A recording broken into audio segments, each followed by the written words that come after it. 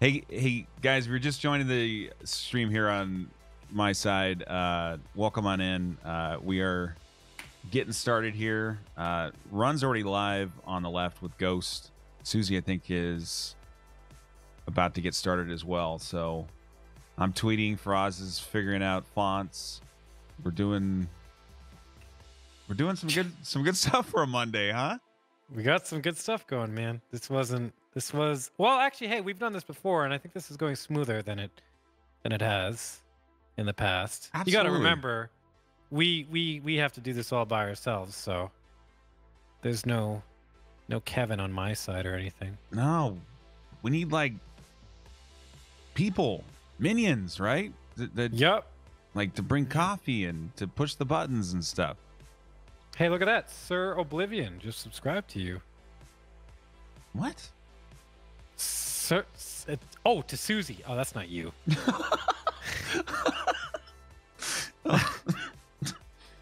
Roz, you are a funny guy. Sir Oblivion, welcome to the Slippery Society. Suze Illuminati. The Suze Illuminati. Oh man, you are a funny guy, man. Those 3 hours of sleep really helped out, huh? Oh, that sucks, Raptor. It's so weird. Hey, but here's the thing. This is confidential information that I'm just going to tell everybody. I think I'm going to change my diet. Actually, I think it's diet related. My sleep. I've been thinking about this. However, we can talk about that later, man. Yeah. Well, we certainly can, but I hope that you have a good tournament ready diet for this weekend, because we can't have that big carrot thing going on again. I really don't think that was a good idea. The big carrot. Although you did win that tournament. I did, man. So maybe you should sacrifice your body just a little bit. Well, here's the thing. You gotta really figure out what works for you, and in order to do that, you gotta take some risks. So some people might call it sacrifice, but really it's learning about yourself. It's learning about yourself. It's learning about yourself. So if some people would call it a sacrifice, what would you call it? Learning, it's life, like if you have a diet and it's like, oh, well, everything's kind of nice and it's kind of okay, but I'm still vomiting blood, then you go and you change something in the diet. It's not like you're sacrificing your diet or anything. It's just like, okay, well, I'm trying to figure out what's wrong with me. Yeah. Hey, that's more or less. That is fair, man. All right then. Well, we are in it, guys. So welcome on in. Chad, if you could help me just real quickly, how is the sound volume? So this is something I haven't asked anybody about, and nobody said something either way. So I'm assuming it's been fine. But I've been playing a little bit of background music in the tournaments recently, just to provide some additional, I don't know, just to bring it all together. What do people think about it? Does it sound good? Have you been enjoying that? Because there's times when Faraz and I aren't talking, although that doesn't seem to be very often, and we just want to have some continuity there. Okay, great. Yeah, and the other thing too is that until they come up with like some sort of observer mod or some sort of application where we can watch these live, like we don't get any of the game sounds, which is it's a little weird. Like it is, yeah, it's a little bit strange. Usually you would want, like, it's a part of the experience for sure. It's really nice to hear the sound effects while you're talking at a low level, but I don't know if that's possible, man. Yeah, well, and the issue is that like when you're watching like 2, 3, 4 people at once, like which one are you going to focus on, right? So I think it is what it is.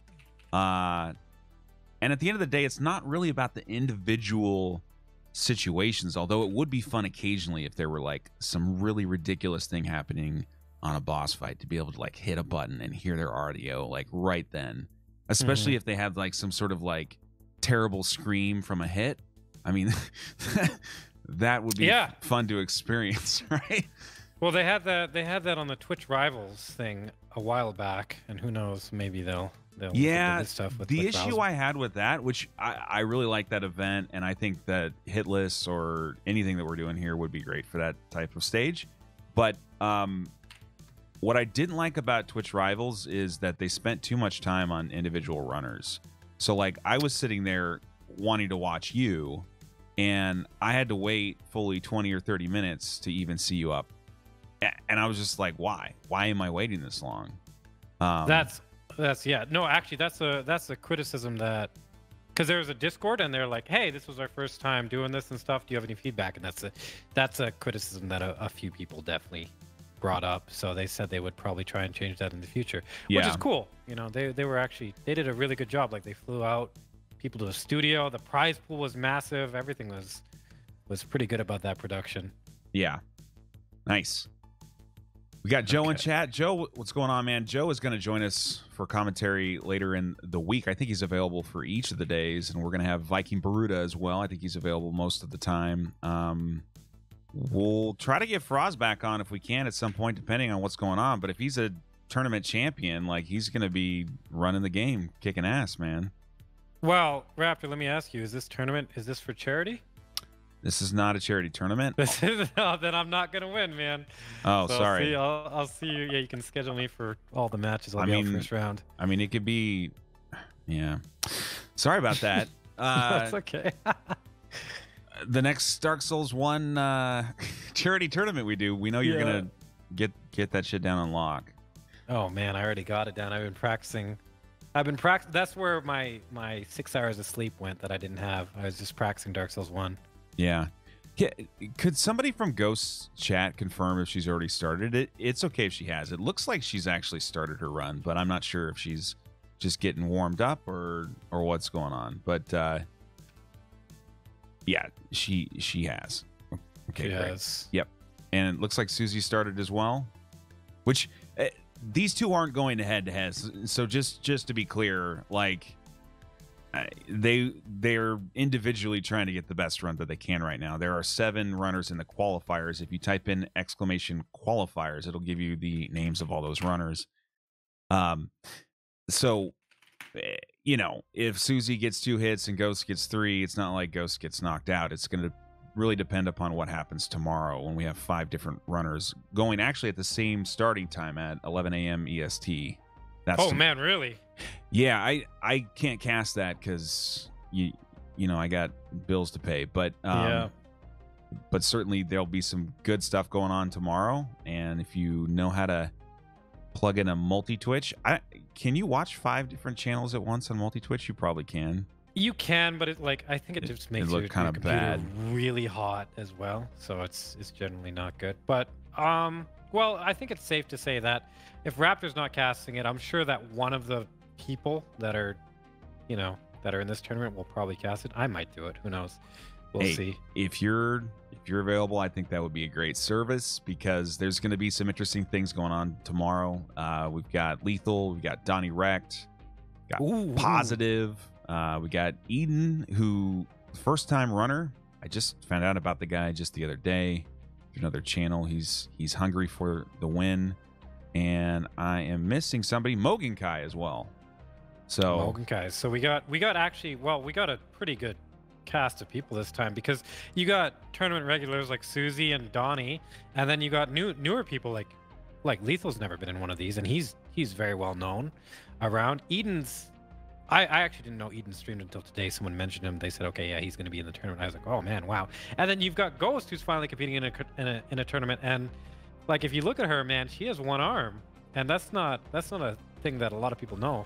Is that Ghost has done this no-hit run, the Bloodborne no-hit run, with only 1 arm, and that's like you can see it right there. That's pretty impressive. Yeah, if you guys haven't noticed yet, I mean, I know it's kind of small on this screen here, but this is legit. Like Ghost has one hand, so she's literally doing everything you're watching right now with 1 hand. And I scanned the internet for a story about Ghost and what she's done here, and there is not one. And I guarantee you that we're going to get a story out there about this because they write stories about people that beat Dark Souls with Guitar Hero controllers and shit. Bongo drums. Who cares? Yeah. That's right. I mean, yeah, it's like whatever. That ain't no thing. It's like nothing. It's not impressive at all. It's like, hey, this girl can can do the game hitless with one arm, and it's like, oh, like these guys that get stories written about them. Well,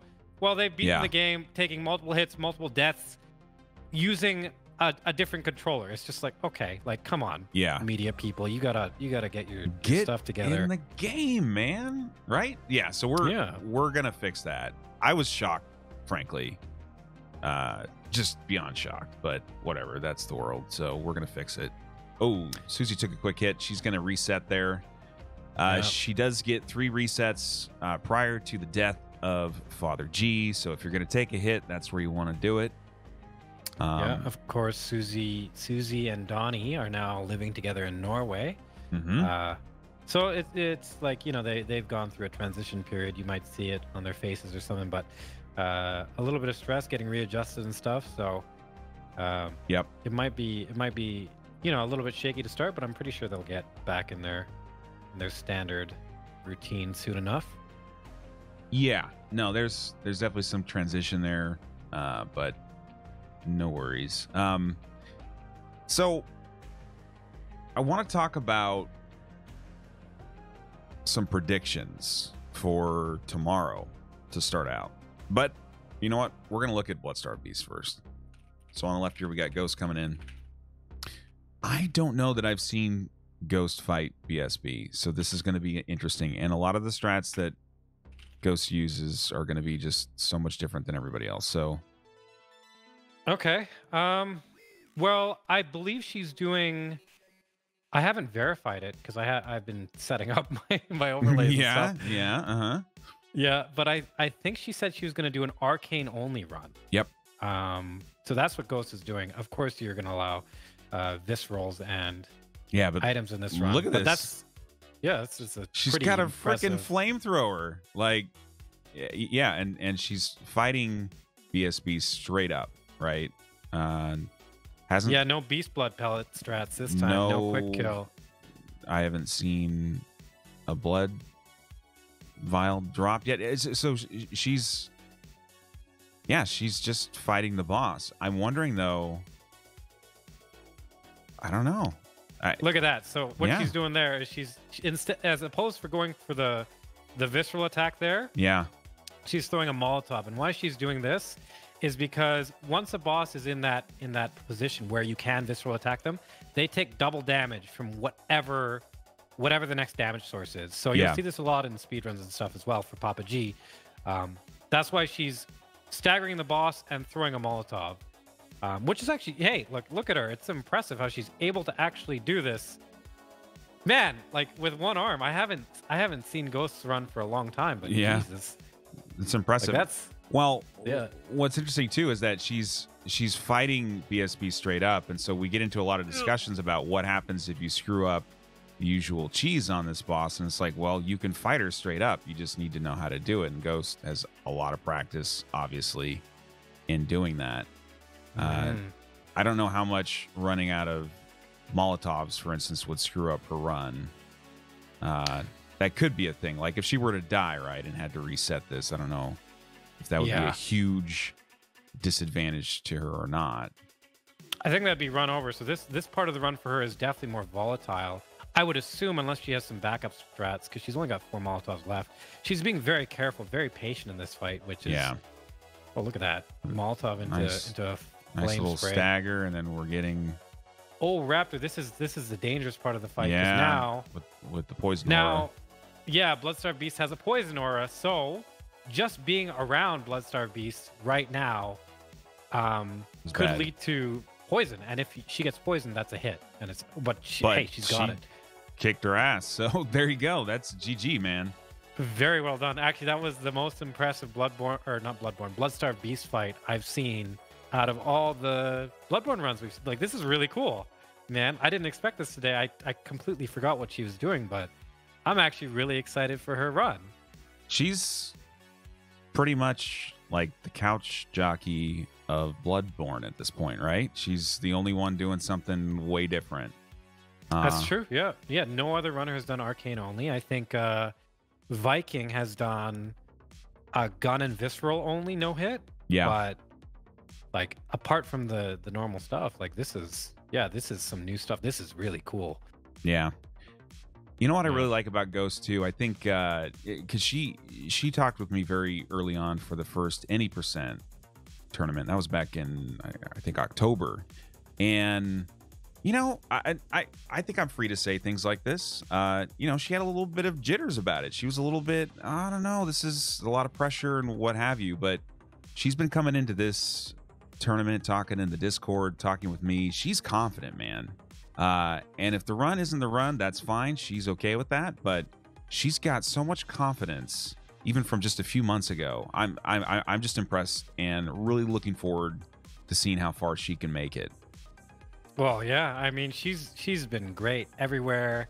Everywhere I see her, I don't think anybody's said anything bad about Goes on Ghost. Nope. And in most cases, she's been really nice and really sweet and really understanding. And she takes criticism really, really well, which is something I find. Because every time she gets a new emote, because of course she streams and she's an affiliate, she'll get a new emote and she'll say, hey, what do you think about this emote? And Yeah. Me, myself, I'm pretty, like, I'm going to be brutally honest Blunt. about what I think. Yeah.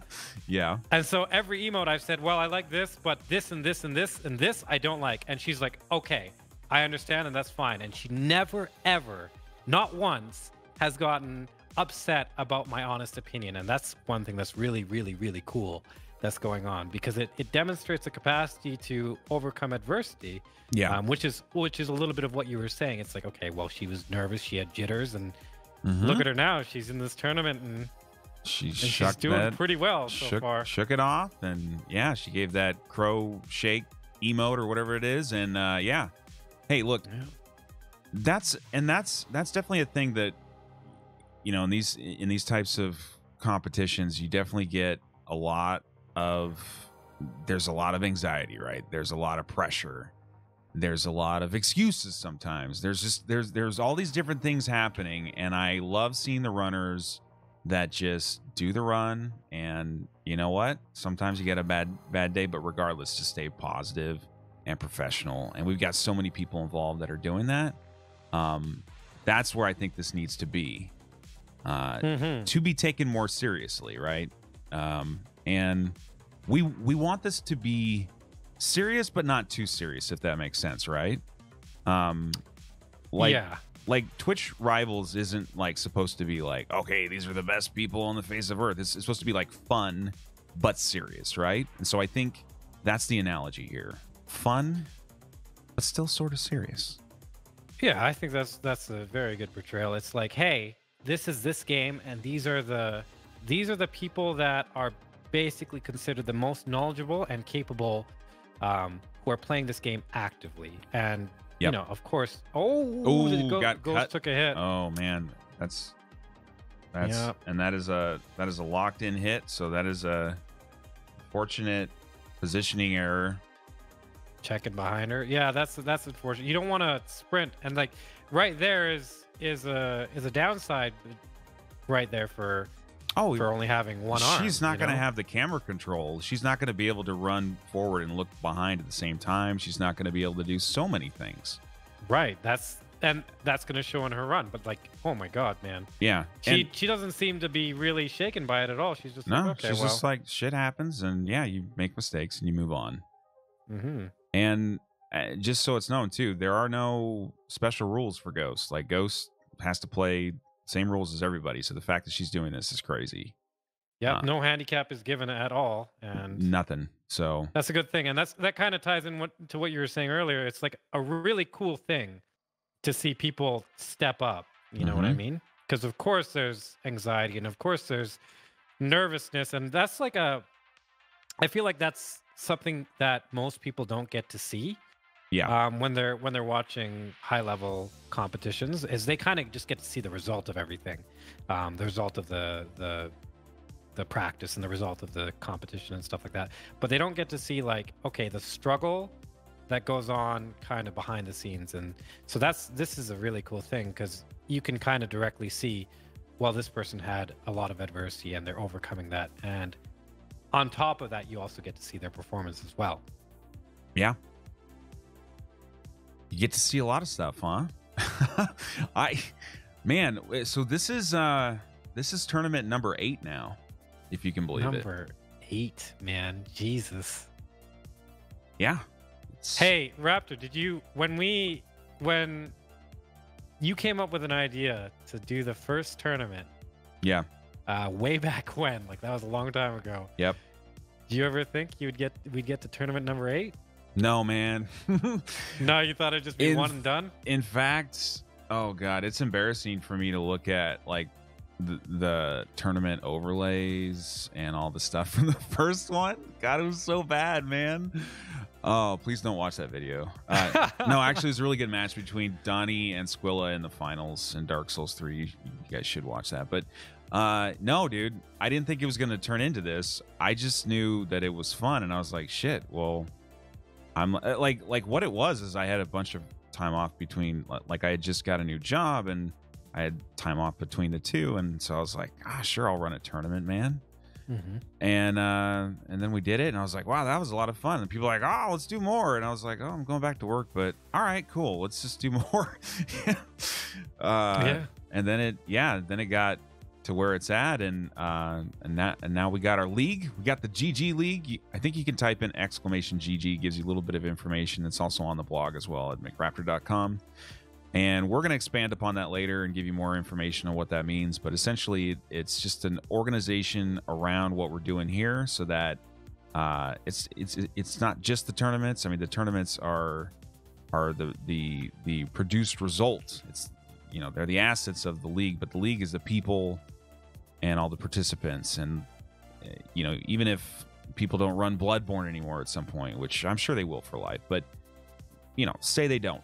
There's other games, there's other things to do as well. And so regardless of what you see, though, it's going to be PvE competitions. That's the focus. I mean, there could be some PvP fight night stuff, some fun stuff like that, but it's PvE sports, highlighting the importance of that. And because I think there's a real missing sort of gap right now on Twitch.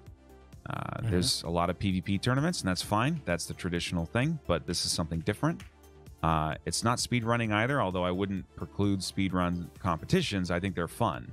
It just would have to fit into this community's overall feel. So, right, yeah, and like, well, the notable thing that's coming up right away is Sekiro, right? And so, yeah. The thing is, a lot of people see that as a successor to Souls, and in a way it is because it's Miyazaki, but Miyazaki has kind of said, well, he said openly that, hey, in many interviews, this is not a Souls game, you know, and if you look at the mechanics behind Sekiro, it's a completely different game from what you'd expect from Souls, with completely different mechanics. Yes, you have a character, and yes, there's progression, and yes, you can die and stuff, but that doesn't make it Souls. So what I think is a really cool thing is that it's a very convenient time for all of this to come together, because you're in a time which marks the transition between Souls and something else, and Souls consists of a bunch of streamers and viewers, right? So they have to go somewhere because there's not going to be any more Souls made, and they can't go to another Souls game, so they might as well go to something. Well, that not might as well. They have to go to something different. Right, and it's like the transition and the what's it called? This serves to almost facilitate the transition in a way. So I think it's really cool. Yeah, I think it's a good thing for sure. I hope so. We're putting a lot of effort. No, it definitely is. And like when something works, it works, right? When you force it, it doesn't work. And that. Like, we're not forcing it. Like, it's just working. It's fun. And so that's what we're going to do. We're going to double down on the things that are fun. And if we encounter things in the future that are not as fun, we just won't do them. There you go. Yeah, you can't force things. Law of nature. No, we'll try some different things. But at the end of the day, it's going to be, 75 to 80% competition, and the rest just fun and a little bit of memes in there, and that's another hit. There's another hit, man. She missed a Molotov. I think that was and then the dodge back, she got stuck again.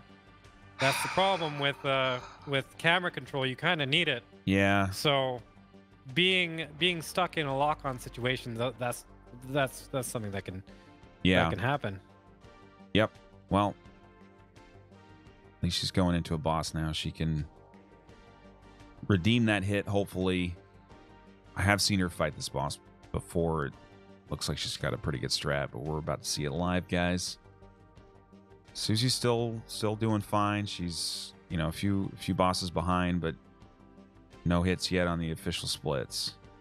Well, now here's the thing with this. Like, Amelia's going to be very different, I think. Yeah. I believe Ghost had to. Yeah, she's going. Well, for the right it's leg a similar first. strategy, though, right? She's still breaking limbs and getting staggers. Man, I did not know you could break limbs with the. Also, with the literally, well, it's damage based, I believe. So. And she's got the bone marrow ash. That's something I didn't notice. Yeah, a little bit of buff there, but yeah, I mean, for lack of a better term, she was just melting the boss, and yeah. Yeah, she threw a numbing mist there. Yeah. Because Amelia was. You never see that. Amelia was healing. Avoided the overhead. There's definitely a bit of improvisation in this strat because that's not something you'll see in the normal Amelia strat, but this is something that Ghost had to figure out for herself. And so it's actually really cool. Ghost have her in kind of a loop right now? It's funny. Well, what will happen is that so Amelia has her arms, her legs, and her face, basically. And they all have a threshold for stagger. Now, when you break enough of them, it will cause the boss to prioritize healing them. That's what the animation was there. Yeah. It was healing the limbs so they could be re-staggered so they don't take double damage upon hit. So if you have like all 4 limbs broken, the boss is going to be like, well, I want to heal all 4 of these limbs. And then you can kind of do damage as the boss does that because the boss isn't attacking and continue to break limbs, which is what I think Ghost was taking advantage of while throwing the numbing mist to make sure the boss doesn't heal because wow. Well, because you don't want it to actually heal. Yeah, but no, that was some excellent abuse of the boss AI, and that's what these runs are about. What sort of advantage can you get over these otherwise challenging bosses? And I think you guys using the regular melee builds use a similar concept, but Ghost's method there looks like the most consistent thing I've seen so far. Yeah, like that was a really good method actually. Looked really, really, really well thought out. I know we didn't see the extent of the fight. I'm sure that fight could have gone wrong in a lot of ways if Amelia did something that Ghost wasn't ready for. But no, that looked pretty good. She looked solid there, man. Donnie, thank you very much for the compliments on the music. I did have to curate it myself. And Donnie Wrecked will be running tomorrow, guys, at 11 a.m. Naked, I hear. Eastern time. Naked. Yes. Yeah. Completely naked. Donnie coming in with that VIP badge, of course, because he was the runner in one of our last tournaments. That's the new thing. If you make it into the first round of any tournament, you get a VIP badge, which you can, sell on the black market for millions. Literally millions, man. Yep. That's how I gave my village clean water. There you go. Oh, boy. Sell for pastries? Yes, Donnie would sell that. Oh, Donnie loves donuts, man. He does. I mean, I wouldn't say I love donuts, but they're pretty good, You got that gluten thing, so I guess that's not really... Yeah, that's something. It's not really a thing for gluten-free you. Donuts. That's true, but would they frozen. Be good? I don't know. I mean, I microwave them and they taste all right.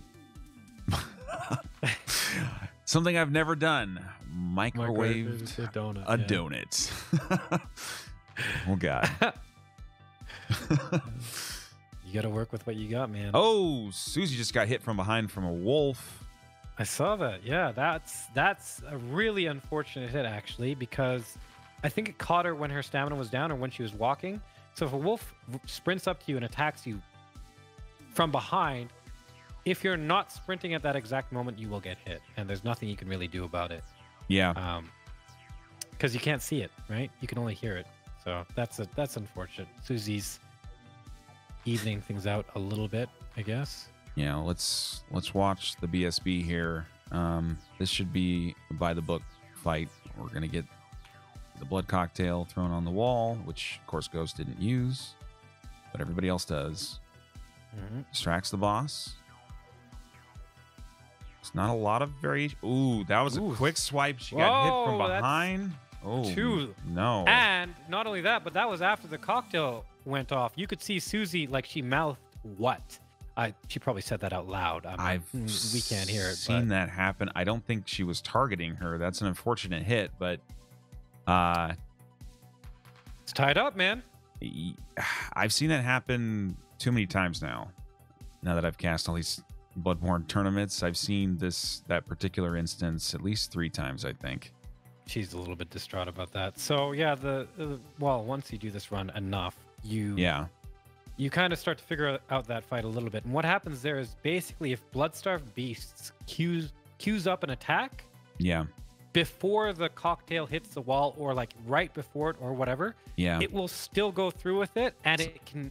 It's weird. It can choose to turn towards the cocktail or towards you. And in that case, it went towards Suzie. So it's something you just have to kind of take into account. Right. And I wonder if positioning slightly more to the right would help in that circumstance, just to offset that potential liability, because I've only ever seen the attack come from the left. So 100%. So I feel like it may be worth testing, or at least just play it safe. Be a little bit more to the boss's right side. Look at this right here. It goes on Ghost. I don't know if you caught that. She picked up the tonsil stone. Yeah. So that's this is going to be cool an thing. Education in hunter tools, because just like when people watch Couch for the first time, they didn't know what all these pyro spells were. People don't know what a lot of these things do. Trying to sneak this crow. Yeah. So what the tonsil stone does is it allows you to access the Nightmare Frontier a little bit early, whereas whereas you need to traditionally access the Nightmare Frontier, which is where Amygdala is. By going through the lecture hall 2nd floor, you can actually just have the tonsil stone, and right after Rom, you can get grabbed by that Amygdala and go straight to the Nightmare Frontier. So there's gonna be a definite variation in strat here if she's using that. Oh man, already, like, this is already super interesting, man, because no other runner goes this way, and you're seeing that GoesonGhost has to deal with a bunch of different things right off the bat. Like, there's a reason you don't go this way. There's like 7 dogs. There's a bunch of enemies throwing Molotovs and stuff, and of course GoesonGhost can't attack with anything but a flamethrower. Oh, that's close. Very scary torch attack there. Yeah. Well, and it's an attack that commits you to that actual motion, and it pulls you forward too. So it's like pulling you into your enemy. So if you cue it at the wrong time, there's nothing you can do at that point. So it's not ideal. Yeah, and with one arm, it's not like you can rotate the trajectory of the attack very easily. Did she hit that? She did. Nice. No. Okay. I feel like if she had the tools available to her in Dark Souls 3, this would be an easy run. But the sort of spell equivalents in Bloodborne are not very impressive in most cases.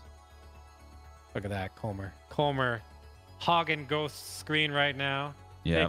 Taking the spotlight. Come on, Comer. Come on, man. Come on. Jesus. Well, at least he didn't do it during a boss fight. Yeah. All right, so what she's doing here, I just figured out. I don't think she wants to go through the Molotov River the normal way. Like, it might just be less consistent for her. So she's opting to go the more tedious way, but over the river. Instead of under it, or instead of through it. And so the reason for that is you'll see a lot of runners go through this river, and this was a strat I think K Witty figured out, but you have, I think, a total of 10 seconds to get through that river, maybe 15, until they start throwing Molotovs down upon you. So you have to go in there and get out of there, ooh boy, really quick, because of these guys. Yeah. Scary, man. Like, I'm watching her run, and I want her to do really well, so yeah, I'm definitely invested. Picking up some more. If you guys are just joining for the first time, this is, I guess, sort of like our opening cast for the tournament, right? So this is a qualifier match here. This is not an official tournament round. These two ladies here are running to try to get the least amount of hits that they can through the all boss content minus the DLC. And there are 7 total qualifying runners. There's 5 that are going to go tomorrow at 11 a.m. EST. The 4 best scores, so the 4 lowest hits taken runs, will move forward to the first round. Are you laughing about FaraazKhan alley? She made that. She made that. She made that look easy. That's a tough thing to do. And GoesonGhost didn't even flinch going through Cannon Alley, man. It's like nothing to her. She's definitely she's tough. If you guys missed the Bloodborne tournament where Faraz got hit by 2 cannons in a row in that section, you missed some good stuff. That caused me to lose the tournament too. So it did. The simplest little things, huh? You know, like now. Be honest with everybody. Did you practice the cannon split? I practice that so much. I just do it differently now. I'm not doing that again ever. Like, okay. That's the thing.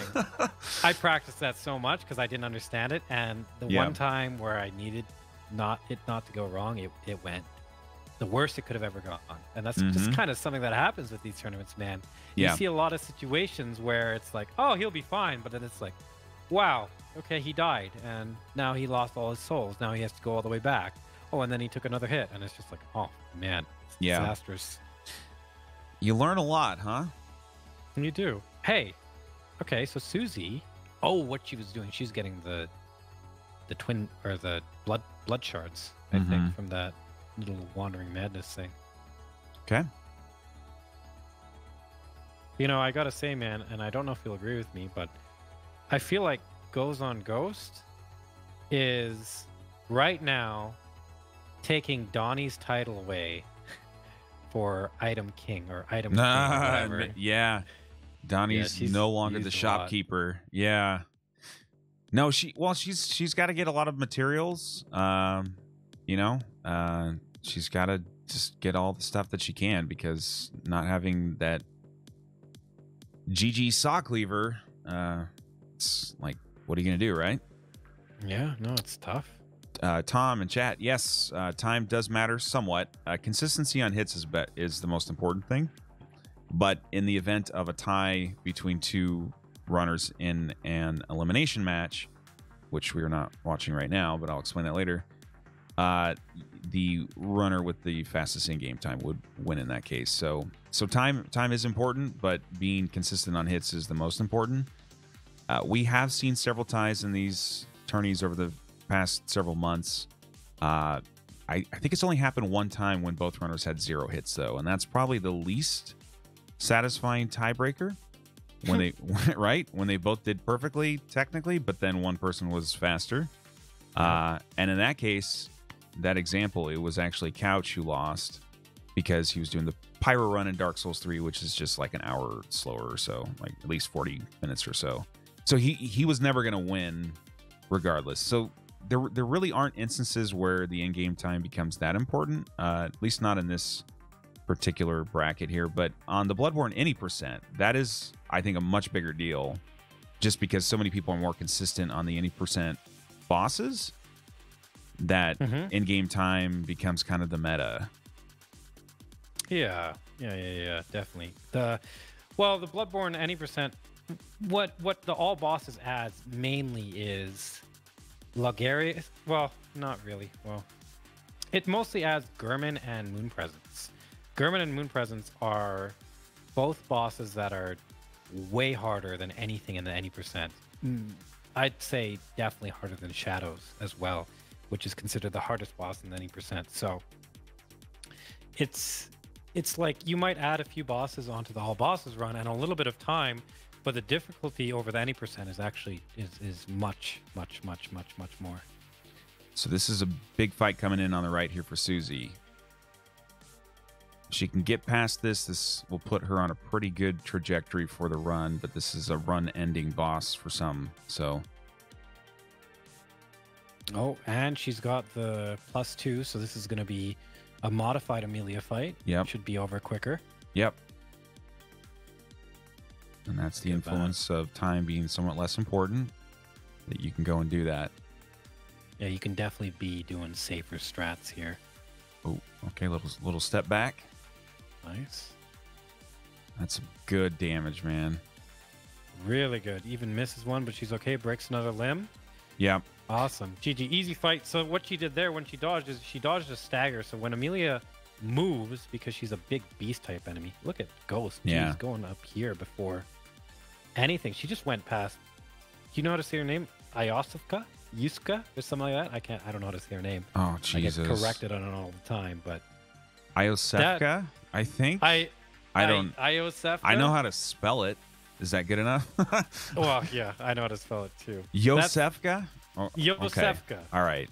That makes better sense. Oh, man, Yosefka. So because phonetical would be too easy. I wonder why she's going there right now. Because generally what you'll do is you'll go to see Yosefka after Rom, after the blood moon, because she won't attack you.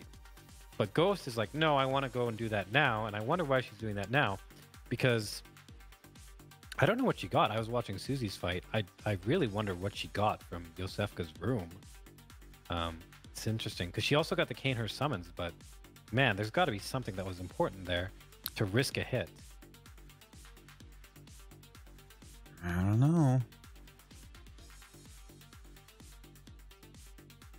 Yeah, it's, yeah. So, and just to try to quell any confusion about what's going on here. So this is the sort of beginning, kind of like the prologue of the Bloodborne All Boss Hitless tournament that's going to be going on with the major matches this coming weekend, Friday and Saturday, and then the following Saturday for the semifinals and finals, which will be a day before the Super Bowl.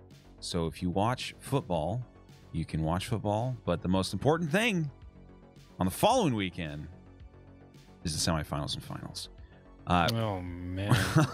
Right now, though, we've got the qualifier runs, the first two of 7. And so the top 4 runners out of these 7 will advance onto the first round and be seeded against the number 1 through 4 seeds, which in rank order are number 1, Colmer, number 2, Kwitty 23, number 3, FaraazKhan, you may have heard of him before, and number 4, Squilla. I heard that guy quit streaming. Squilla or Faraz? Well, both? Probably not Squilla. Squilla's just, he's in this for life, man. All right, so Faraz has quit streaming, but he's still going to run in the tournament, I believe, as our number 3 seed. Almost could have been number 2. Very close between you and K-Dub. I think it was just a time differential. It was time there. Yeah. You guys had 3 hits apiece, right? Or was it 4? 4 hits apiece. Moon 4, Presence, right. I think, got Kwitty 3 times. Moon Presence was, that like, hey, Yeah. that last tournament we did last month, Yeah. man, every single runner got hit by Moon Presence, and that's kind of what we were talking about earlier. So GoesonGhost right here, that's not a hit. This is getting her to the Nightmare Frontier. This is what she got the Tonsil Stone for. Yep. Because without the Tonsil Stone, you could not use this Amygdala to get to the Nightmare Frontier.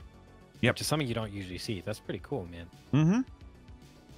And it's like notable that Goes had to come all the way an alternate route down here that you never see with other runners either. So this is super cool. But anyway, Raptor, you were talking about the tournament. I think it's Thursday, Friday, the finals. So Kwitty, myself, Squilla, and Colmer have been seeded, and then there's 7 runners competing for the 4 qualifier spots. Mm-hmm. And so there's Lethal, Mogenkai, there's obviously Ghost and Suzie right here. Who else is there? Yeah, and chat, you can get all the information in terms of time. All of that has been updated on the blog at McRaptor.com. There's a post. It's the second post on the blog from the top that has all the information in terms of timing and links and all that good stuff. The bracket's on there as well. So you can type in exclamation bracket and that'll take you there. It's not updated, of course, with the seeds 5 through 8 because we don't know who those people will be. And we will not know until about 2 p.m., 3 p.m. Eastern tomorrow. But if you want to catch the qualifiers, which I think you should, they will be on at 11 a.m. EST. there'll be 5 runners going. Faraz may be casting that, so I can probably try to line another commentator up because that's a lot of people. You may want to have Viking or Joe or somebody who's available to. Oh man, Viking or Joe would be great. Assist you. They're both, yeah, they're both great. You hear that, Viking and Joe? Just kidding. Guys don't have to, but it would be helpful so Faraz could have some help there. We'll see. We'll see how it goes. These are the opening rounds. But speaking of these opening rounds, yeah. So there's 4 seeds. There's 7 runners. I wanna know who you think is gonna get through, and who you think isn't. Ooh, spicy. All right, let's talk about the advantages, right? Okay, so let's talk about who's got some sort of competitive advantages to making it through, and maybe who doesn't. Okay. Who's actually ran in a tournament before and has kind of dealt with the tournament jitters and pressure and all that. So we got Mogenkai, we got Donnie. Donnie's got the most experience. Suzie, I don't think she's been in quite as many as Donnie, but similar.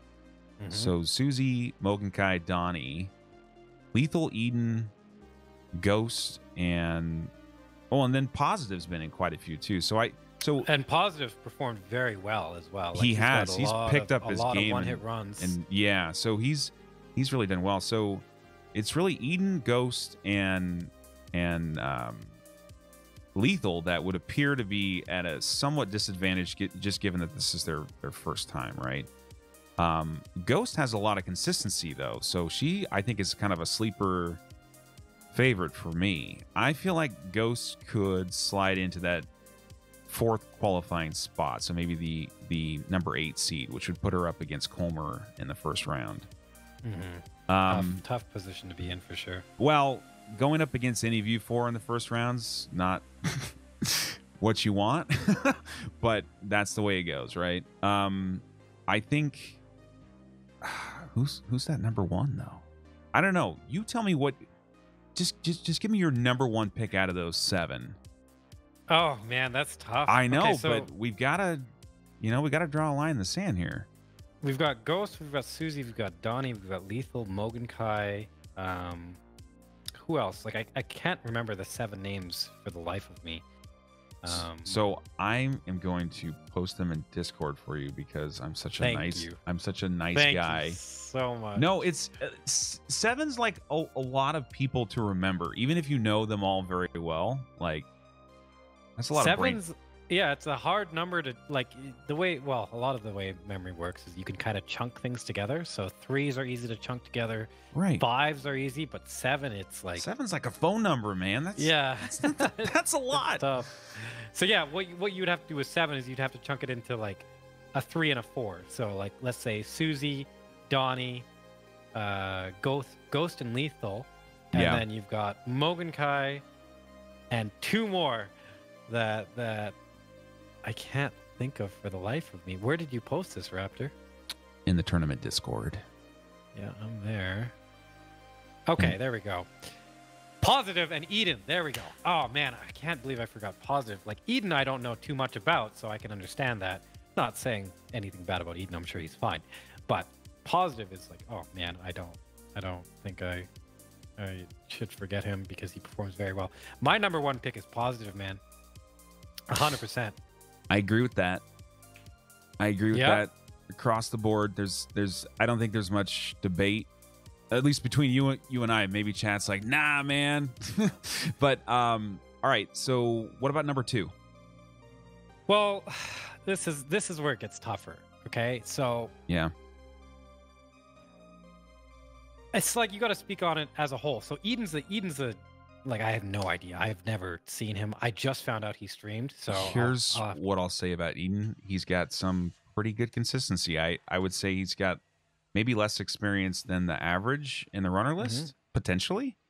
But his consistency is actually pretty good, and he's got a good mindset.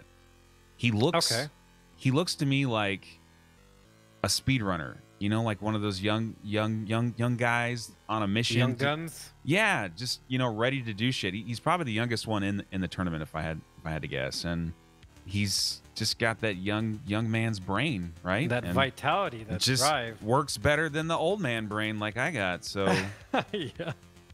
Yeah, me too. Oh, man. but that aside, so based on what you know. Oh my god, I'm sorry, but Ghost is the Molotov queen. I didn't even know you. She hit three of those enemies right there with a single Molotov. That was well done. Easy, man. Easy, man. She's good. Okay, so based on what I know, I would separate it into two groups: people who have been in a tournament before and people who haven't, because, like you said, tournament jitters, tournament pressure is a thing. Yeah. So, Donnie, Susie, and Mogan Kai, because Mogan Kai was pretty hard on himself for the last tournament, as well as Positive, are the experienced ones. So, out of those people, I would say, okay, let's focus on those people, because you never know how tournament jitters are going to affect you. Like, if you take someone like Gino, he loves pressure. He really likes it. He performs very well under pressure.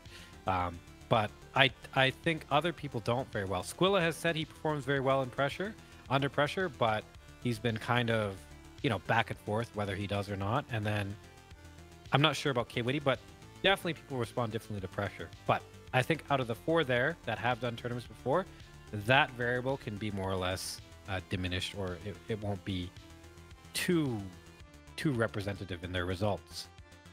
So, hey, oh my god, For what us, was that? Yeah, hey, we need to look at shadows right now. I don't want to cut you off, but okay, we've got our that's first fine. shadows fight. God, This is that the most scared exciting. me. Did it? Yeah, that terrified me, man. Jesus. Was it obnoxiously loud? No, I just didn't expect Navi to say "hey" in the middle of whatever I was talking about. Oh my god. Fair. Okay. It's traumatizing. Jesus. All right. A little bit of audio engineering we got together for this tournament. So, all right. We got Shadows fight. This is a hell of a drug right here. Oh yeah, this is where people are most likely to take their hit in the any percent. Their hit or hits. Even in, well, I guess Moon Presence is the consistent hits everybody guy, but like even on this run, I think this is still going to be kind of the hit sequence here for a lot of people. Ooh, oh, that's scary, but that was actually really good timing. So I actually like that. Look at that, Susie's. Yeah, I like Susie's that going punish. for the parry strats. Yeah. Well, and I don't always like it when they use it, but in that instance, that was great timing.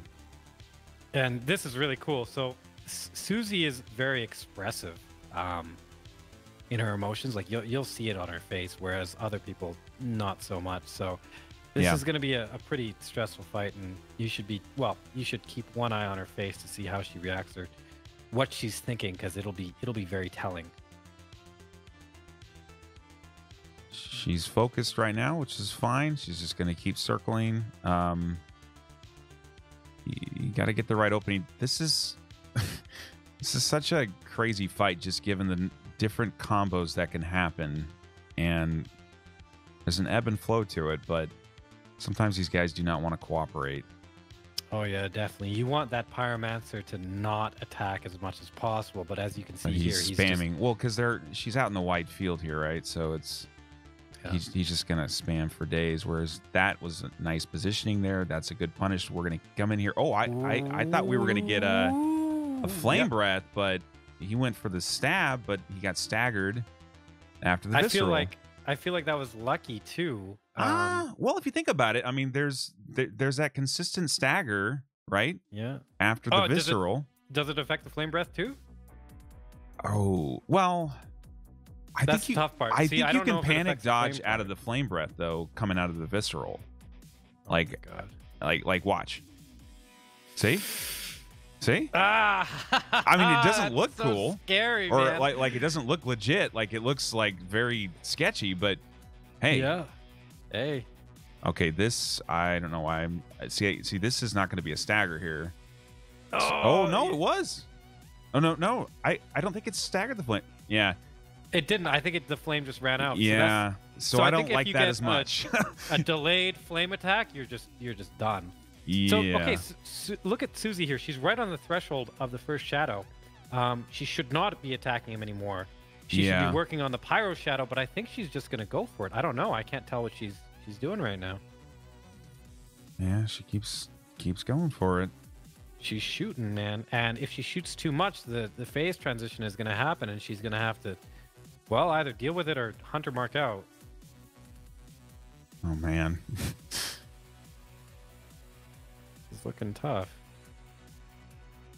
I think she's just going to not touch the Pyro Shadow, and then she's just going to go for the Visceral here. Ghost, meanwhile, on the left is just bullying that ogre with her auger. Bullying ogres with augers. And man. the witches, too. Why not? Yeah. That's actually a good spell. I'm glad she's not on that flamethrower anymore. That's not that good. All right. Nah, yeah. Okay.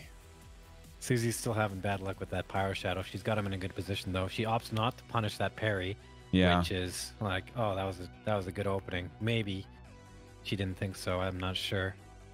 But she has this guy near the gravestone, because the closer he is to the gravestone, the less likely the fireballs are to be able to hit you. Yep. Now, what I would like to see from her is I would like to see from her bait out an attack from the Candle Shadow, so that she has a window of time to parry and punish the main shadow. I'm not sure she's going to do that, though. I think she's just going to patiently wait for an opportunity. Yeah. Stern look on her face too, McRaptor. Oh, man. Does this fight ever make you dizzy? Well, no. Have you ever watched 4 runners do shadows at the same time? It makes me dizzy when Donnie plays it. Oh, God. Don't get me started. Stop bullying Donnie. I'm just kidding, Donnie. Jesus It doesn't make me dizzy at all. He's out there in chat. He's a nice gentleman, and he will snap you.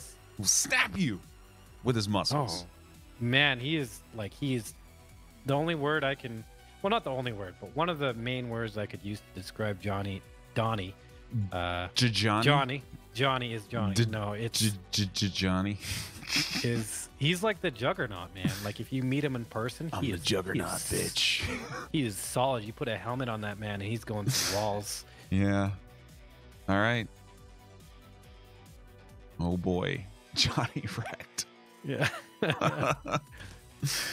Oh man, Donnie, I tried, man. I tried. No, I've actually haven't watched 4 runners on shadows at the same time, but we did in the last tournament watch 3 at the same time, and that was pretty wild, man. If you guys want to catch any of the past tournament VODs, they're all up on the YouTube channel. You can type in !YT, I believe, and that'll get you the link there. We've got all the tournaments up there, actually, and we have a highlight video from the last tourney that included DS2 and Bloodborne that was edited and produced by Otsdarva. I don't know why he gave it to me. He's such a nice guy, but he did an amazing job. If you haven't watched that video, you should. Yeah, Ots is great, man. Yeah, in fact, I'm trying to get a video editor right now, and I'm like, yeah, I want it to look like this, but I can't afford Otsdarva, so somebody cheaper than Ots, please. Ots is expensive, man. He would do it for free if he had the time. He's a busy boy, man. He is busy, yeah, that's what he is. But he's good. He's a good boy for sure. He's very amazing, and we're gonna see him actually in the next tournament coming up, which I'll talk more details later. But hey, Raptor. Yeah. Do you still brush your teeth? I sure do. Oh, man. Is that a segue into Quip because Shadows of Yharnam is taking too damn long? Yeah, it's taking forever, man. Oh, that was almost a quick katana swipe there. Let's actually wait to talk about how you guys can support the GG League and the tournament prize pool and all that good stuff. But it will involve... Why? Oh, she didn't go for it, man. Yeah. She's being very patient here. Like, very, very patient here. Yeah. DS2 all bosses win? Never. Maybe a couple extra bosses. Oh, man. I would like to see DLC added in Bloodborne, though. That would be amazing. You gotta admire this patience. Like, right? It's so easy just to get, like, you know, really impatient and say, no, I want this fight to be over, and then you take a hit. But yeah, no, Susie she's doing good here. Yep. Oh, man. This is a tense moment. Man, Ghost has just been tearing up like the rest of Yharnam, I guess. She's in the witches split. Yeah, she's just chilling, man. Throwing her Molotovs. Bullying with the auger and just, yeah, she's like running around like Miko. She has cleared out this entire area. Look at this raptor. Man, oh, God. She's just making more room for activities. Yeah, and meanwhile, Suzie is nailing the transition phase. God damn, man. Okay. All right. We're in the transition now. Yeah. Oh, this is the danger zone.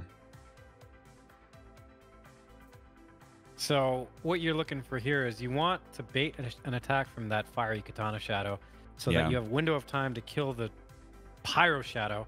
Yeah. And then you want to be very quick so that the katana shadow doesn't summon the Kexnex.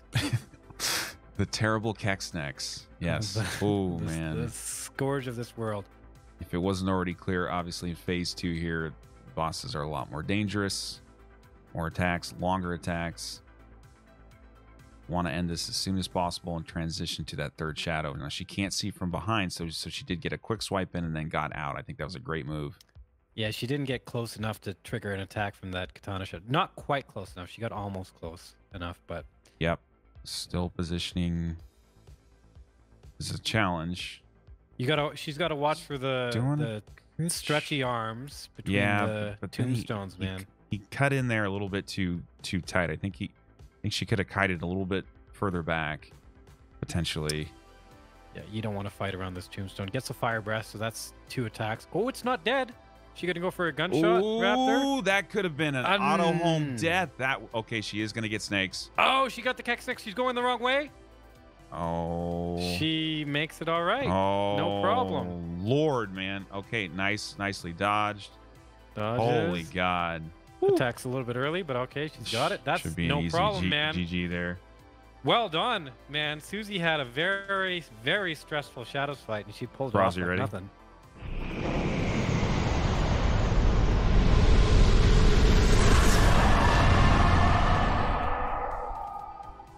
Man, that is incredibly loud. Are you like that's Mogenkai? Are you trying to be Mogenkai Raptor right now? Sorry, I'll turn it down a little bit for you. Oh, it's okay. That just throws me off. That feels so weird. All right, I turned it down, boys and girls. I'm sorry. I feel like I'm part of some cheesy, ridiculous, 2-bit production of some sort. And I'm like, oh, God. Hey, Raptor, that was really cool. That sound effect was great. Thanks for putting it in there. Oh, man, that really, really enhances my experience casting with you. I love it. You must be so embarrassed. Okay, so anyway, Ghost is auguring and one-shotting the executioners named Hector. Yeah, it's all right. Raptors, people in my chat are saying you're crying, and it's okay. No, I'm not. I don't think I'm crying. You're an emotional person. It's all right. Yeah. The beauty of sound effects really just brings it out of you. Do you know I play sound effects on every tournament, right? Because you run out of things to say? No. No? Okay, all right. Sorry. Wow. Hey, those 3 hours of sleep really make you a fun guy. Yeah, I'm a little bit grinchy right now. Oh man, the kids would say Faraz is throwing shade. I don't think they say that anymore. I was like, nah, 2 years ago. Don't worry. You ain't kidding nothing. It's all fun. You gotta play the purple sometimes. That's the true mark of companionship. When you can punch each other in the face. We have talked about this, right? And hug it out. Yeah. Oh yeah, we have talked about this. Oh yeah, we go into. It's okay. The discussions you or myself and Raptor have, you guys wouldn't believe. They go deep. They go deep, and perhaps one day you'll be given a sample. Ooh, is that a preview? Well, that's up to you, man. Oh boy. I am. Well, all jokes aside, I am looking forward to some of that content. We are working on some other things, some side projects, all related to what we're doing. But you know, there's the tournament content, but there can be other things too, other discussions, other formats, and so we're working on all that right now. Okay, so Ghost here is going to go into the witches fight, and this is actually going to be a witches fight. Yeah. Not just a backstab, backstab. Oh, like a real duel, right? Never mind, I'm just kidding. She's just gonna backstab, Yeah. backstab. Wow. Look at the fight. Mm. Oh man. Wow, what? She just kills. Oh, okay. It was actually an auger bully. An auger bully, yeah. GG. Well, she's got the Yeah, I the know. hidden sneaky witch. She got the other one too. Yeah. Look at this one But facing. oh wow, are we watching a loop? Wow, is that a backstab? Oh man. Oh, she missed that one whiffed. Oh. Yes. Okay, we might actually have to see a real fight now. Well, we got an attack. First attack from the witches. Of course, the witches have a very instant AoE attack, so that's what the runner is looking for right now. He's very scared of. You don't want to get that. It's very hard to dodge. So we missed it, of course, too, but she dumped all her insight before she went in here, so she doesn't have to fight those mean boys at the same time. But that is a GG on that, and we got Suzie rolling right into Rom. Well done. That was a cool fight by GoesonGhost. Yeah, she actually had to kind of fight it, too. She did, yes. She had to do about 10 backstabs there instead of like 3, 4. That's a lot of work, man. And it's interesting. Okay, so she came here for that little thing she got. I think it's the marksmanship, something, the craftsmanship. It's something. It allows you to equip runes. So I wonder which rune she's going to equip and why. And of course, she's coming here really early. Yeah. And she's going to go to Cainerst. Okay, so she's going to Cainerst very early. This is also a part of the run you rarely see. I think she wants to go there early for the executioner gloves. Oh, another really? hunter tool that she uses on a few bosses, including Mikolash. Man, Raptor, you know what I gotta say is that you know the magic, like the Yeah. magic tools really well I in was all these games. kind of a Harry Potter guy in World of Warcraft, you know, playing the mages and the warlocks and stuff like that. Yeah. So when I played these games, yeah, I've dabbled in some black magic. That's what you were drawn to, huh? Yeah, well, Hey. I always like range builds. That's why I like the bow stuff. I think it's fun. Okay, speaking of Harry Potter, who would you... Okay, so if you had to take any character for Harry Potter... Yeah. And assign that character to GoesonGhost and do the same thing with Suzie, which character would it be? Who would you do? I don't know. Okay. Are you sure? Yeah, I don't think they fit into the Harry Potter universe, man. Oh man. Oh, okay. That's fair. I also know another thing. And Okay, wait. How about this? Yeah. This all right. this will be a better question. Okay. If you had to take the 4 houses of Harry Potter, you know, Hufflepuff, Slytherin. Okay. Yeah. I can. All right. Yeah, I can go with that one. Okay. But there's really only 2 that matter, right? Yeah, but you can't say that because then that will really make it suck if you pick the 2 that don't matter now. Yeah. Yeah. Yeah. So now you can't choose 2 because then people will be like, wow, Raptor. That's not okay. I mean, I think Suzie would clearly be Gryffindor. Really? Okay. Yeah. Is it the cat ears? Is that what did it? Sure. And you know, Ghost, maybe she's got a little bit of devilish black magic in her, you know, maybe she's Slytherin. I don't know. Ghost is Slytherin and Suzie is Gryffindor. Okay. Maybe. That's fair. Yeah, I can see the Ghost thing. I would think, okay, well, I would actually do the opposite. Well, maybe for Ghost, it's tough for Ghost, but I'd put Suzie in Hufflepuff. Yeah. And I'd say Ghost is Ravenclaw. Maybe on like a good day she's Ravenclaw, and on a bad day she's Sneck. She's Keck-Sneck. So Gryffindor on the right here is punching Rom the vacuous spider in the face. to build up the beast meter, because that's what Gryffindor needs to do for their Beast meter, holiest of course, holy spells to work. And the beast meter does what? It allows you to do more damage while also taking more damage. But since this is a no-hit run, you know, that second part doesn't matter too much. Goes on Ghost picking up an Evelyn. That's kind of cool. I didn't even know that was there. That's right. Evelyn, of course, being a very decent gun weapon, so that's pretty good. It is, and it's a callback to weapons from the Dark Souls games. And we're gonna get to one Suzie. cycle. Susie's doing pretty good. She has a little bit of extra insurance. She's got she hit the six mask. mollies. Yeah. Yeah, she hit the mask there, so that's not good. She's gonna go for a Kobe here, I believe.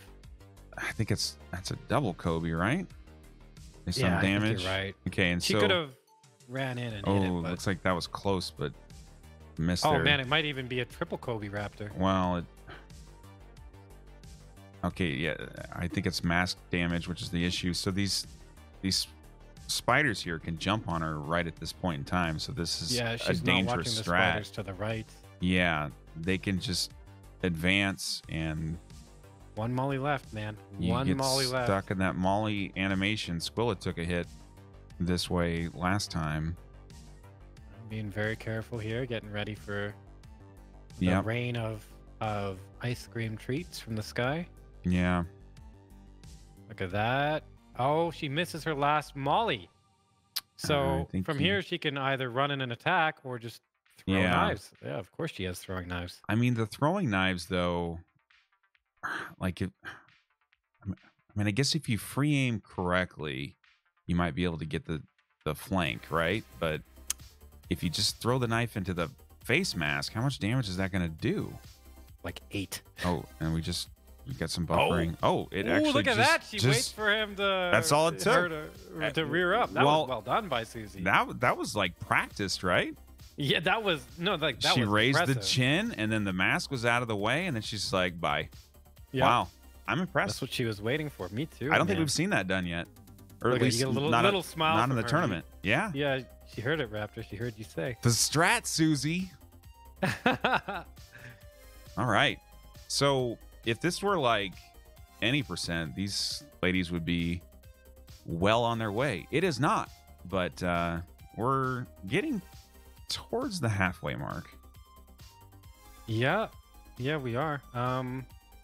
Well, Ghost has already been into the all bosses part of the run. Yeah, you know, she's gone to Cainerst. She has gone to the witches split. She's done all that, and that's very time intensive. Yeah.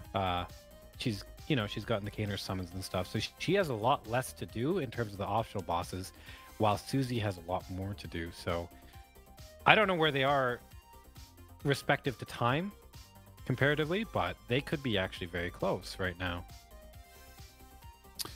Yeah, that's a good point. Just because of the route differences, I guess we'll see at the end. I actually was meaning to ask Ghost, but I don't know what her average time completion is on the run. I don't know if anybody from chat knows. That would be interesting to know. But don't bug Ghost in the middle of the run. But look at this, man. She's killing the League Mother, whatever his name is. Oh, she cheesed him. Look at that face plant off the 20-story elevator. Bye. Right there. Just 7,200 souls, yeah. Just under 3 hours on the time. I'd say that's pretty good given the route. Oh yeah. Roz, what is your average time on the all boss? I actually don't know. I think you don't even know your time. You're like, I don't know. It's I fast, don't know, man. It's so fast. I can't even look at the screen. Well, I've been doing. Oh, did she just kill him twice? What was that? Someone else just died there. She's just out there murdering. See, this is what Couch does too. See the Slytherin thing? Yeah.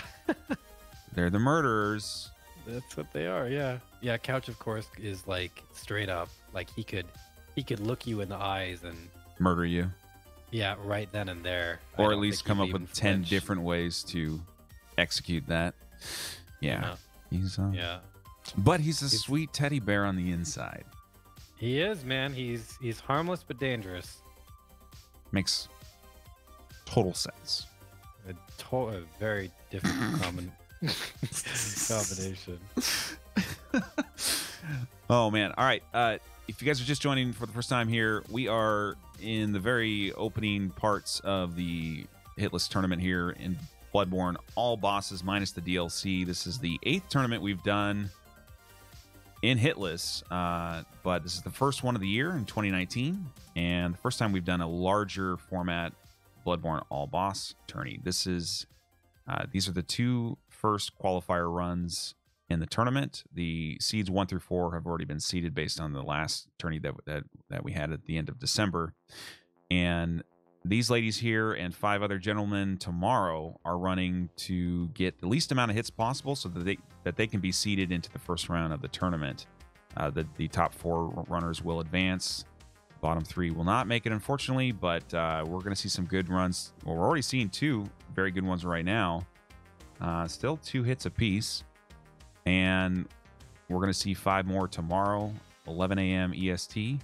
I will not be commentating, so you will not see that here, but I think Faraaz will be, so I will let you guys know about that on Twitter. And then the first round officially starts on Friday, and it will be matches on Friday and then matches on Saturday as well. And whoever advances from the first round will go on to the semis and or the finals on the following Saturday. And all that information is at McRaptor.com in terms of time, etc., etc., etc. Yes. So we do Friday, Saturday, and then next Saturday? Correct. Oh, man, I did not know that. All right. Gives more time for practice, more time for hype, building up the tension. Yeah. And that way we're not slamming so many runs together. I like it. I like spacing it out a little bit. A pre-finals conversation session. Exactly. Yeah, so it's not like we're going to be, okay, we'll be live next Saturday and then I won't see you till the next week. We're going to have 1 or 2 casts in between then to discuss things, different format. So don't worry. We're going to keep the intensity up, but we want to give some time to the runners to practice and recalibrate. And especially to try to minimize back-to-back-to-back runs, because that could be difficult. Mm-hmm. You know, I'm interested, man, because, like, we're already seeing different strategies from Ghost here. We've seen Suzie do Bloodborne before, and this is more the traditional route. Mm-hmm. But from Lethal, like, Lethal is kind of known as the man who makes strats. Strat master. He's strat master Lethal. He's made so many strats. Man, you know what I'm finding? TH sounds and S sounds are really hard today. I'm gonna come out with a lisp. Pretty quick here, but yeah, strat master Lethal. God, that's hard to say. I wonder what we're gonna see from him. And also Mogenkai. I know Mogenkai does his run with a saw spear, I believe. I don't know if he'll opt to do it this time, but all the qualifier runs, we're gonna see a lot of different strats, and that's actually pretty interesting, pretty exciting. I might actually steal a few strats from Ghost because she's done a few cool things. You thief. But one thing you don't have to steal is Ghost's toothbrush. And why is that, Faraaz? Because she has very clean teeth, and so do I, because I use Equip, and so do you, Raptor? I do. I used it this morning. And if you guys want to support the GG League and the tournament prize pool, etc., you can do that and score a nice, cool toothbrush. Type in !Quip. The starter brushes start at $25, and Quip gives us $55 back. So it's really an efficient way to support what all these people are doing here, and 100% of all the proceeds goes to the tournament in terms of payments to the runners and prize pools and artwork and all the good stuff that it takes to produce all this, because it does take a lot to make this. And so we really appreciate any support you guys can give. And that goes to everything: subs, tips, donations. We've got a Patreon set up with special benefits as well. You guys, there's buttons down below. You can check all that out. But we are back in Shadows, and we are seeing Shadows versus an arcane build for the first time. So we got those executioner gloves coming out in style. Oh yeah, this is actually really cool what she's doing here. So she's using a combination of, she ran up and did an auger for the first attack, and now she's using the executioner gloves. And this is of course why she went to Cainerst before Shadows. Yep. So one thing to note here is Ghost actually has to do a little bit more in this fight when using the executioner gloves, because she has to keep track of her bullets and her vials. because the Executioner gloves cost bullets to cast, and you can of course get an extra 5 bullets by expending some health, and then you recover your health using a vial. So there's a lot more actions required here than just the traditional fight. A lot more to keep track of as well.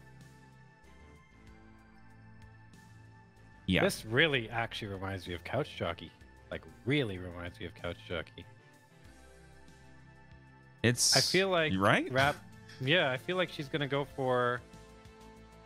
I feel like she's just going to kill this Pyro. I don't know. Oh, no. Never mind. She's going for the main shadow now. I was a little bit worried. She's not going to bully her own kind. She's like, magic users are okay for now. I'll kill you later. Yeah. So, yeah, this is going to be a very patient fight, just like Susie's, because I think Ghost has to really wait for the perfect opportunity to use her spell. Since the cast animation is so much more than an attack. Oh, she's going for a parry.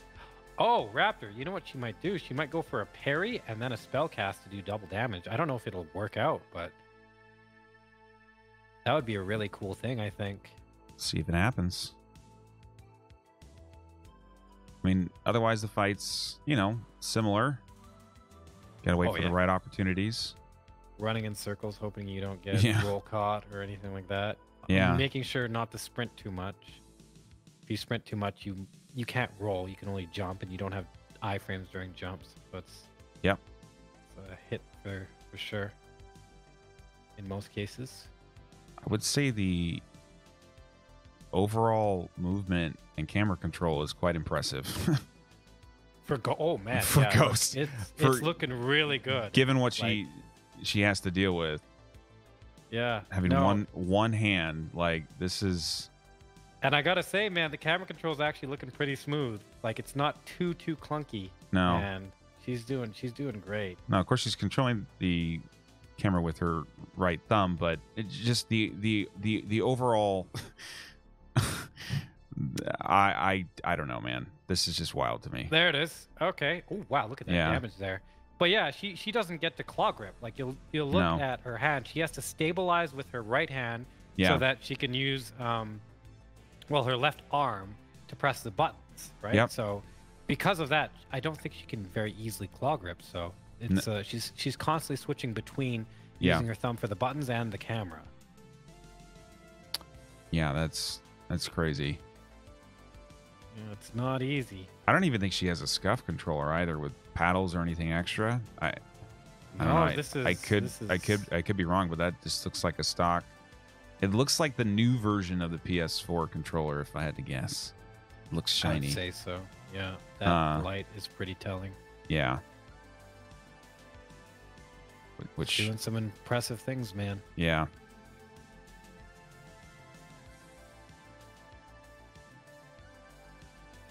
Okay, we didn't get the parry there. You know what's pretty interesting is that both of these runners they've only taken the 2 hits at the beginning. It's been a while since they've taken. It's been clean, and I'm glad you hits. said that and not me, because anytime I say things like that, yeah, it's gonna shit goes down, man. Man, oh man, I really hope that's not the case. No, I didn't say it, so it's not on me at least. Yeah. Oh man. But no, it's been pretty damn clean. Oh, she's just gonna go for it. Oh man, that was scary because that pyro shadow dodged into the attack. The main shadow took the hit for the pyro shadow, but if that missed, like, that might have been a hunter mark or a scary phase 2, basically, man. Yep. And she's got to monitor and manage the blood bullets as well. So she's got all this additional shit that she has to do. Yeah. Using this arcane build. It's looking like one more parry until... Ooh, barely missed the timing for she's that. going to outrange that. But yeah. Oh, that was sketchy, man. And he took the shot for him. Wow. All right. Yeah, she's got this fight down, man. I imagine. She's doing very well. Yeah. All right, opts not to go for the parry there. I think I like that move. way out in the open without the tomb in the way. She has to worry about that candle shadow too, because that one can. Oh, pyro comes out. Yeah. So the transition happens. She's gonna. Little spammy whammy. All right. Yeah, she's good there. Okay, so that's fairly okay. Now I feel like she's got an advantage over a standard build in phase 2 here. This I think will be safer overall. Oh, yeah. Well, we got to think about the second part of phase 2, the Keksnek phase, man. Like, yeah, she's got to be within range, and there's the cast time, and yeah, she has to loop that shadow. If she doesn't, then I wonder if she's going to use the gloves on it or not, or if she's going to switch to a different tool. She might do auger, actually. Maybe auger. Auger would be faster. Yeah. But I guess you could open with the gloves and switch into an auger, but she's the expert. We'll just see what she... We won't wonder. We will see what she does. Yeah, of course, here she's more vulnerable to the stretchy arms because she's kind of locked in place. Okay, opting to go for the candle shadow instead of the pyro shadow. That's interesting because if the candle shadow gets low enough, even if the pyro shadow is alive, it'll start casting snacks. Yeah, in phase 2-ish. So it's not... Yeah. Yeah. You don't really want to push that. No, you got to be careful, man. She's almost out of vials, too. Yeah, I mean, she's got plenty of... She's got real bullets as well. I think this is inventory management a little bit at this point. There? You think so? Well, I don't know. Like how many more is she going to need to use, right? But I think it's just playing it safe. So it's going to be like maybe 4 or 5 more. I don't think she needs to use blood bullets anymore. I think she could just... Oh, the tracking. Okay. Look at that tracking, dude. Yeah, that's ridiculous. Oh, my God. Well done, man. Oh, wow. Yeah, easy. Wow. That's the only time I've seen someone kill the katana shadow, the fiery katana shadow before the pyro shadow. So well done, Ghost. That tracking was beautiful, man. Popping some more blood bullets like it ain't nothing. Like, okay, so here's the thing. In this route as well, she has to manage her vial usage because she has to go and buy more. Right, so I wonder how that factors in, if she can miss these or not, because vials are expensive, Raptor. Like, they're very expensive, and if you're pumping levels into arcane to do substantial damage, it's like, I don't know how many souls you have to spare. Yeah. Oh man. Yeah, Ghost is a beast. Suzie cleaning up one reborn here. Yeah, that's no problem there. That's a GEG on that too. Yes, dogs. We do have a prize pool. Basically, any way you want to contribute revenue-wise goes to the prize pool and the tournament itself. So, just donations, subs, bits. We got a Patreon set up. The Quip toothbrush though is the best one because you can get a toothbrush for the starter set for $25 through our affiliate link, and they give us $55 back. So it's like a really good deal. Plus you get something out of it. So a really good toothbrush. Yeah. Too. So nice. For the bigger spenders, I recommend it. Even if you don't need the toothbrush, like go give it to somebody else as a gift or throw it in the trash. I don't care. But like it's, I guess I should say that for our sponsors, but I like once you get the toothbrush, you're not going to want to do that, but it's literally just like doubling the money. So like, I don't know, like, oh God. Yeah, man. Hey, I'm sorry, Quip. Okay. It's okay. Quip doesn't mind. They're confident in their product that, hey, you'll be like, well, should I throw this in the trash or should I have clean teeth for the rest of my life? And it's like, okay, no brainer. Or throw it in the trash. Yeah. Oh, geez. And Proto coming in, prizes, you say, with the bits. Proto, thank you very much. And Kemi coming in with the bits as well. Thank you so much, Kemi. I appreciate it. Kemi got a toothbrush. She won one in the last giveaway. She did. She's been liking it, apparently. Good. Yeah. I'm glad. So Kemi does not have to buy a toothbrush because she could buy another one. Her daddy Faraz already bought one for her. Daddy, please buy me a toothbrush. She could dual wield. Oh God. Oh, Suzie losing the Wandering Madness. Oh no, that's really bad, actually. Yeah. No, that's actually really, really, really bad. Because I don't think you can get those chunks back, man. Not from him, but I mean, this is a broader route than usual.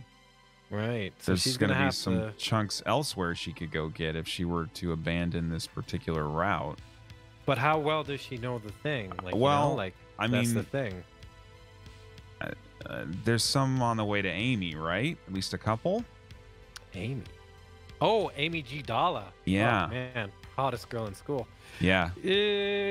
Not really, actually. On the way Not to Amy, along there's the mostly usual route. twin shards. There is some to the left of where she is running to right now. She's not gonna go get them. All right, Susie. Yeah. There's one to the left, and then there will be, I believe, 3 in the Mikolash fight. But that means she'll have to fight Mikolash with almost get stuck there. Yeah. Wow, look at that guy. He's all whipped up and bloody. Jeez. We'll have to fight Mikolash with a plus 7 or something, I think. X Tarot Skull coming in with the bits as well. Thank you very much, dude. I appreciate it.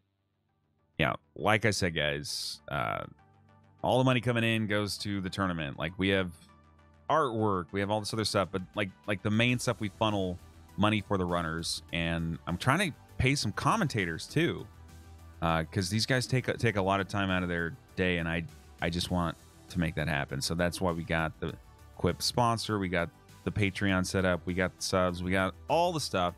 And on the Patreon stuff, if you type in !Patreon, there's exclusive benefits available there too. So if you want to provide monthly support, you can do that.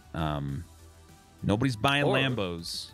We're just you can encourage Twitch to partner the channel and give transcoding options by.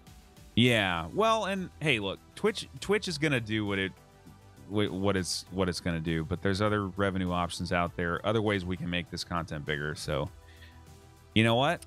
Twitch is the platform we're streaming on, and that's where all the viewers are. So I'm happy to have that, and things go where they go for us, right? Right, Raptor. So right here, Ghost, she actually killed. I don't know the name of that NPC, but it's the whip mist chick. That's all I can really use to describe her. Whip mist chick. The whip mist chick. Yeah. Yep. She whips you and she mists you. That's the name from the wiki, I think. That's the wiki name. Yeah. That's there's an entire page on her. Whip mist girl. Yeah. They don't use chick because they're sophisticated. They're official peoples. All right, and we're gonna go into Ghost version. The quip mist chick. Quip mist chick. The quip mist chick. I don't know. I think Okay. she's got some dirty teeth, man. Yeah, she probably doesn't brush her teeth. No, she's gross. She does. It's with a regular toothbrush. Not good enough. I like, all memes aside, I literally threw my other toothbrush in the trash the other day. I was like, this thing sucks. Like these things that are Quip one they sent out, man. I'm like, yo, It's good. yeah. You know what I find about it too? It's really nice that like it cleans really easily. Like it's a very clean toothbrush. So because of the handle or whatever or the design, I don't know, but it like you don't need to rinse it forever to get it all like nice and shiny. It's just like okay. It's rinse like and really done. quiet too. It's kind of like a Prius. You can't even hear it coming, right? Mhm, You know, you're yeah. just like doing it, and it's just, I don't know. It's sturdy too. I've been using it for a while, and like it hasn't worn down like a lot of. Have you been toothbrushes using it do. as like a sword? Yeah, I've been fighting the neighborhood kids with my Quip. Okay. Yeah. It's been kicking the kid's ass just fine. All right, great. Yeah, I beat them down on the ground and then I brush their teeth Oh my god. while they cry. And it's- Oh no. someone's gotta no. do it. Yeah. All right. You were loving those sound effects, man. Oh my god. You're a changed person. Freaking cheese ball here. All right. Yeah. So this is going to be a lot of blood bullets used on this fight here on the left. She's gonna opt to flamethrow most of these guys down, because if she were to use the gloves, it would probably lock right onto the head, and that would be no bueno. So I'm curious though, I don't know that I've seen her fight Rom. I can't remember. This is like when Couch did his run the first time, and we were all watching it, and we're like, wait, what is he doing? You know? Yeah. So this is amazing. Like, I've definitely been scouting Ghost's channel. I've been stalking her on Twitch to check out as many runs as possible. But Well, yeah, because Ghost is not like she doesn't. She's not one of the more known runners for sure, but she has one of the coolest runs, and that's the thing is not a lot of people have seen her run. Like I haven't seen her run. yeah, So it's actually really cool to see it for the first time on such a in competition like this. You know. yeah. It's actually more fun for us, I think, to not know all the strats. It's kind of like Couch when he did his for the first time. I mean, I think people had seen him do the run, but seeing the full thing was really interesting. And then also seeing Gino do some crazy stuff live in the tournament, just like out of the blue, like I'm gonna go SL1 just for fun. Oh my God, Raptor! What is this? It's just melting, man. What? Oh, but the mask is gonna come in and do the memes, but it doesn't matter because she's gonna quick step in. Wow, and man. Rom's gonna be dead. Wow, not even a That's why I didn't remember it, because it went so quickly because that it goes so quick. Jesus, man, just eviscerated Rom. easy. Well done, Ghost, showcasing some strats. Whew. That Jeez. looks nice. You got to remember, she's doing all of this with one arm, like one. You know. That's wild, dude. Again, I don't want to sound like a broken record, but why there hasn't been a story on some gaming blog yet? You gotta wonder, man. Hey, you gotta wonder. Who's writing this shit? Who's writing these Come on, things? Who's doing the Kotaku. research? Kotaku wrote an article, a very short one, about our first tournament, our first Hitless tournament, and I thought that was cool, right? Yeah. They wrote that up, and I was like, yeah, cool, you should do that. And they should write articles about what we're doing here. But they should write an article about Ghost first, for God's sake. I think they will. And when they do, I hope that they don't address her as a YouTube user, because I feel like that would be... is that what it was for you, or is that what oh man, YouTube user, a user of YouTube has done this and this. Like, user of YouTube has done this amazing feat in Dark Souls. Oh God, how old are those writers over there, man? You got a question? Do they know that? Do they know the internet? Well, I've talked to a few writers, and I don't know. It's interesting because I think there are a lot of writers who just are writing about games because they're writing about games, not because they actually really care about the games. It's more like a clickbaity thing. Everything's clickbait, man. That's okay though. As long Not as the us, content though. no, as long as the content on the other end of the bait is good, I don't mind, right? That's fair. Because it's hard to get people's attention at this point in time, so like you have to have some clickbait. That's fair. That's more fair than the traditional argument, I think. Yeah. Yeah. That's a good point. Yeah. It's very hard to get people's attention, so you can have this great content, and it's like, well, if someone has clickbait and you don't, you're gonna lose a big portion of your audience, and it's like, what do you do then? Yeah. I don't know. There has to be some solution. We're the solution, Faraz. Oh, we're the all right. We got the mic. We are, and everybody in chat, we are all collectively the solution to this asymmetric information. You guys got to participate now because you are the solution as well. Yeah. Quip bait. Quip bait. Quip. You know what? I had some cool whip, and then I brushed my teeth with a quip. You know what, Faraz? When we were initially talking about different sponsor opportunities, and you're like, you should try Quip, and I'm like, toothbrush? Are people gonna brush teeth? Like, you're like, gamers don't brush teeth, and I was like, well, but then I remembered that these are Dark Souls and Bloodborne gamers. They're a little bit older. They actually do brush their teeth. Like if this were a Fortnite tournament, then nobody brushes their teeth. So it's, but then I got it. And I was like, man, this is actually really good, and I actually really like it, and it really resonates with what you were saying before too. Because I was like, well, what about an energy drink? And you're like, no, I want somebody to be healthy. Yeah. I was like, something all right, to Faraz. improve our quality of life overall in the long term. I was Look at that auger, man. Jesus, just blast that red giant. the ogres down, man. Yeah. Oh man. Oh, she's got a bully twice on the Bell Lady, but later. Oh man, that's so nice, huh? That's cool, man. But yeah, no, you're right. It's Dark Souls viewers, unlike Fortnite viewers, brush their teeth and live their lives. That's what makes them so much more wonderful. So thank you, Dark Souls viewers, Bloodborne viewers, and general Souls people in general. Yeah, in general. Or even people here that don't even like these games that much, but just like the people involved. Like, thanks for being here. Thanks for brushing your teeth. Yeah, thank you. Thanks for being here. Yeah. Yeah. And brushing your teeth. Yeah. You know? And I mean, if you were here and your teeth were unclean, it would be probably worse than if they were clean. So thanks, guys. yeah. I think I'm finally awake. Oh man, good morning, Raptor. Yeah.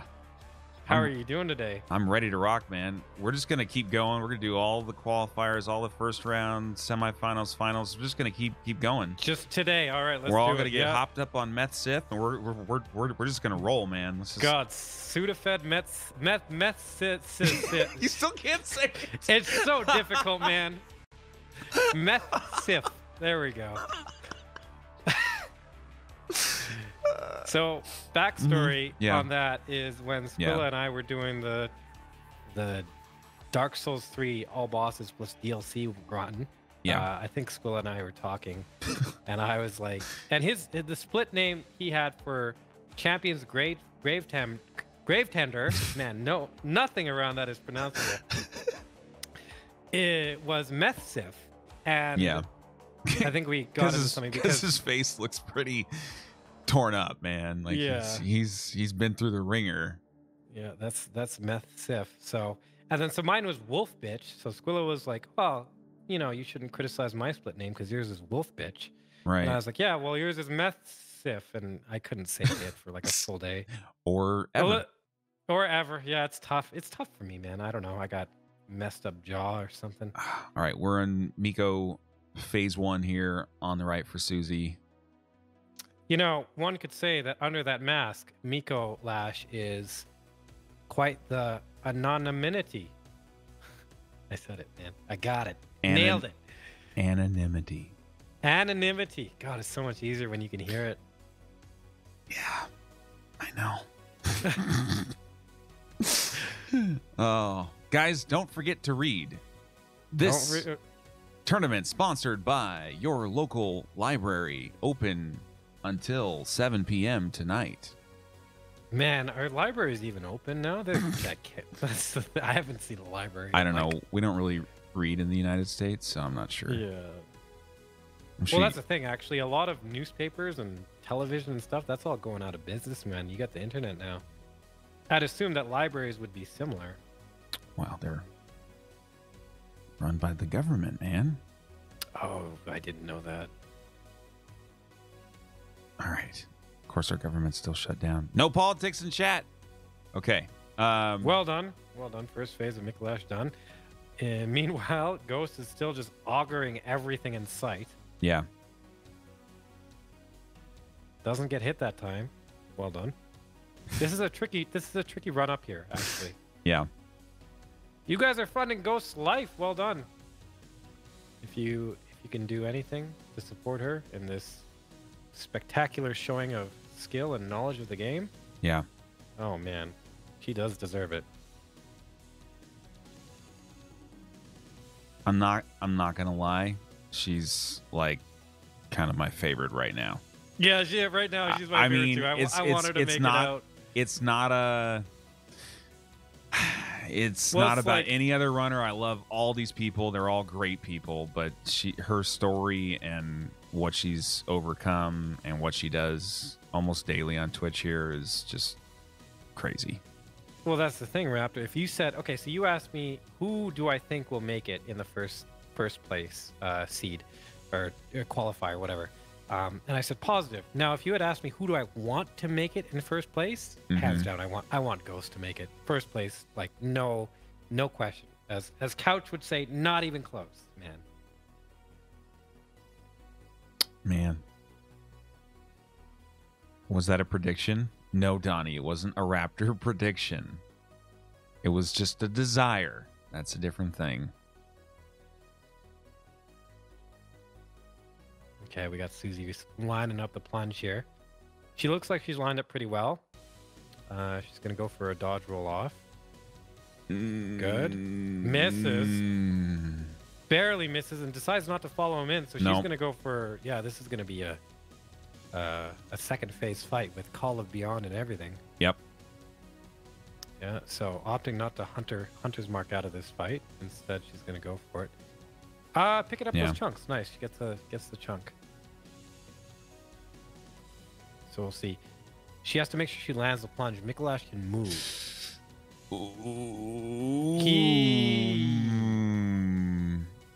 Oh, gets hit by a punch. That's it for Suzie, man. 2. Another punch. Oh, man. Bad position. You don't want him to dodge back here. He can iframe your attacks if he's not against the wall. All right. Takes 2 hits there. Not the best, but that could have gone a lot worse. You can see she's pretty disappointed. Yeah, that could be the split. Yeah, that could be the split right there. Yep, that could be the deciding factor. We'll see. So, and just so everybody knows too, so we've got 7 runners in the qualifying bracket right now. So the top 4 runs make it out. So these 2 runners here, regardless of what their score is, they're not running like head to head. It's just they're going at the same time because it's more fun to watch it this way. So we won't know until mid-afternoon tomorrow NA time who's going to be seated on Friday. I got a question for you though, Faraz. Yeah, we've talked a little bit about favorites to advance, etc., etc. What do you think? What do you think the hit count divide's going to be between those who advance and those who don't? Where do you think the cutoff's going to be? Well, okay, so here's the thing, Raptor, is like you're seeing the any% right now and a little bit of the all bosses from Ghost. Yeah. The hardest part of this run, hands down, by far, is Gurman and Moon Presence. And none of these runners have gotten there yet. So if you're someone like Colmer, who can just kill it really, really quick because he has 20 extra levels, then it's not such a problem. But the majority of these runners will go into Gurman and Moon Presence and have a very hard fight on their hands. One that's very precise and very punishing. So, like you said, hey, Shio, the volatility in Bloodborne is the highest amongst all of the Souls tournaments, and I think that'll be true. So I think we'll actually see a very large differential here. I think there might be a 10-hit run. That seems very plausible, and I doubt there's going to be any zeros. But depending on if positive, and I think lethal can really do like bring their A game, you might get a few 1 or 2 hit runs. Yeah. Yeah, I think a 1 or 2 hit run could happen. I think we'll see probably a few 3s and 4s.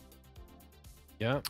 I think at 5, you're in kind of a danger zone situation. I think that'll be harder to advance. Not impossible. But 5, certainly by 6, I think that it's probably game over. But, I mean, it's all going to be decided tomorrow. So, yeah. Yeah, it's all going to be decided tomorrow. You gotta basically say, okay, you need to be in the top 4. Yeah. So if you look at this from a statistics point, the top 4 positive is likely going to be in the top 4. Yeah. Donnie, he was one of the first people to do this run, so this is kind of his original area of expertise. So I'd assume he would be in the top 4. Yeah. And then you've got wildcards in lethal and GoesonGhost, because GoesonGhost is actually, she's at a disadvantage in she has 1 arm, but she's got a lot of strats. Like I'm sure her strats are more consistent. Yeah. Because she has to compensate for that disadvantage. So we might see a Moon Presence or a German fight that's actually on par with Colmer's, where it's not as difficult in precision because you have a lot more preparedness for it. Right. So we'll see. You know, like, I don't know. And of course, Mogenkai's no slouch either. He's been working on this run for a long time. Well, so what you're saying is anything and everything could actually happen. Anything and everything, man. until we see it tomorrow, like literally anything and everything. It's tough. I will say I have confidence in positive. That's where if I had to put my money somewhere, if I had to take some bets, positive would get my money because I think he is the most seasoned and also the most capable of these runners. You know, he's been doing DS3 as well as this run, and he's been performing very well. All right. There you have it. So if Posy doesn't make it into the first round, it's all Faraaz's fault. It's all my fault. Sorry, Posy. Oh, man. This is fun, though. I like...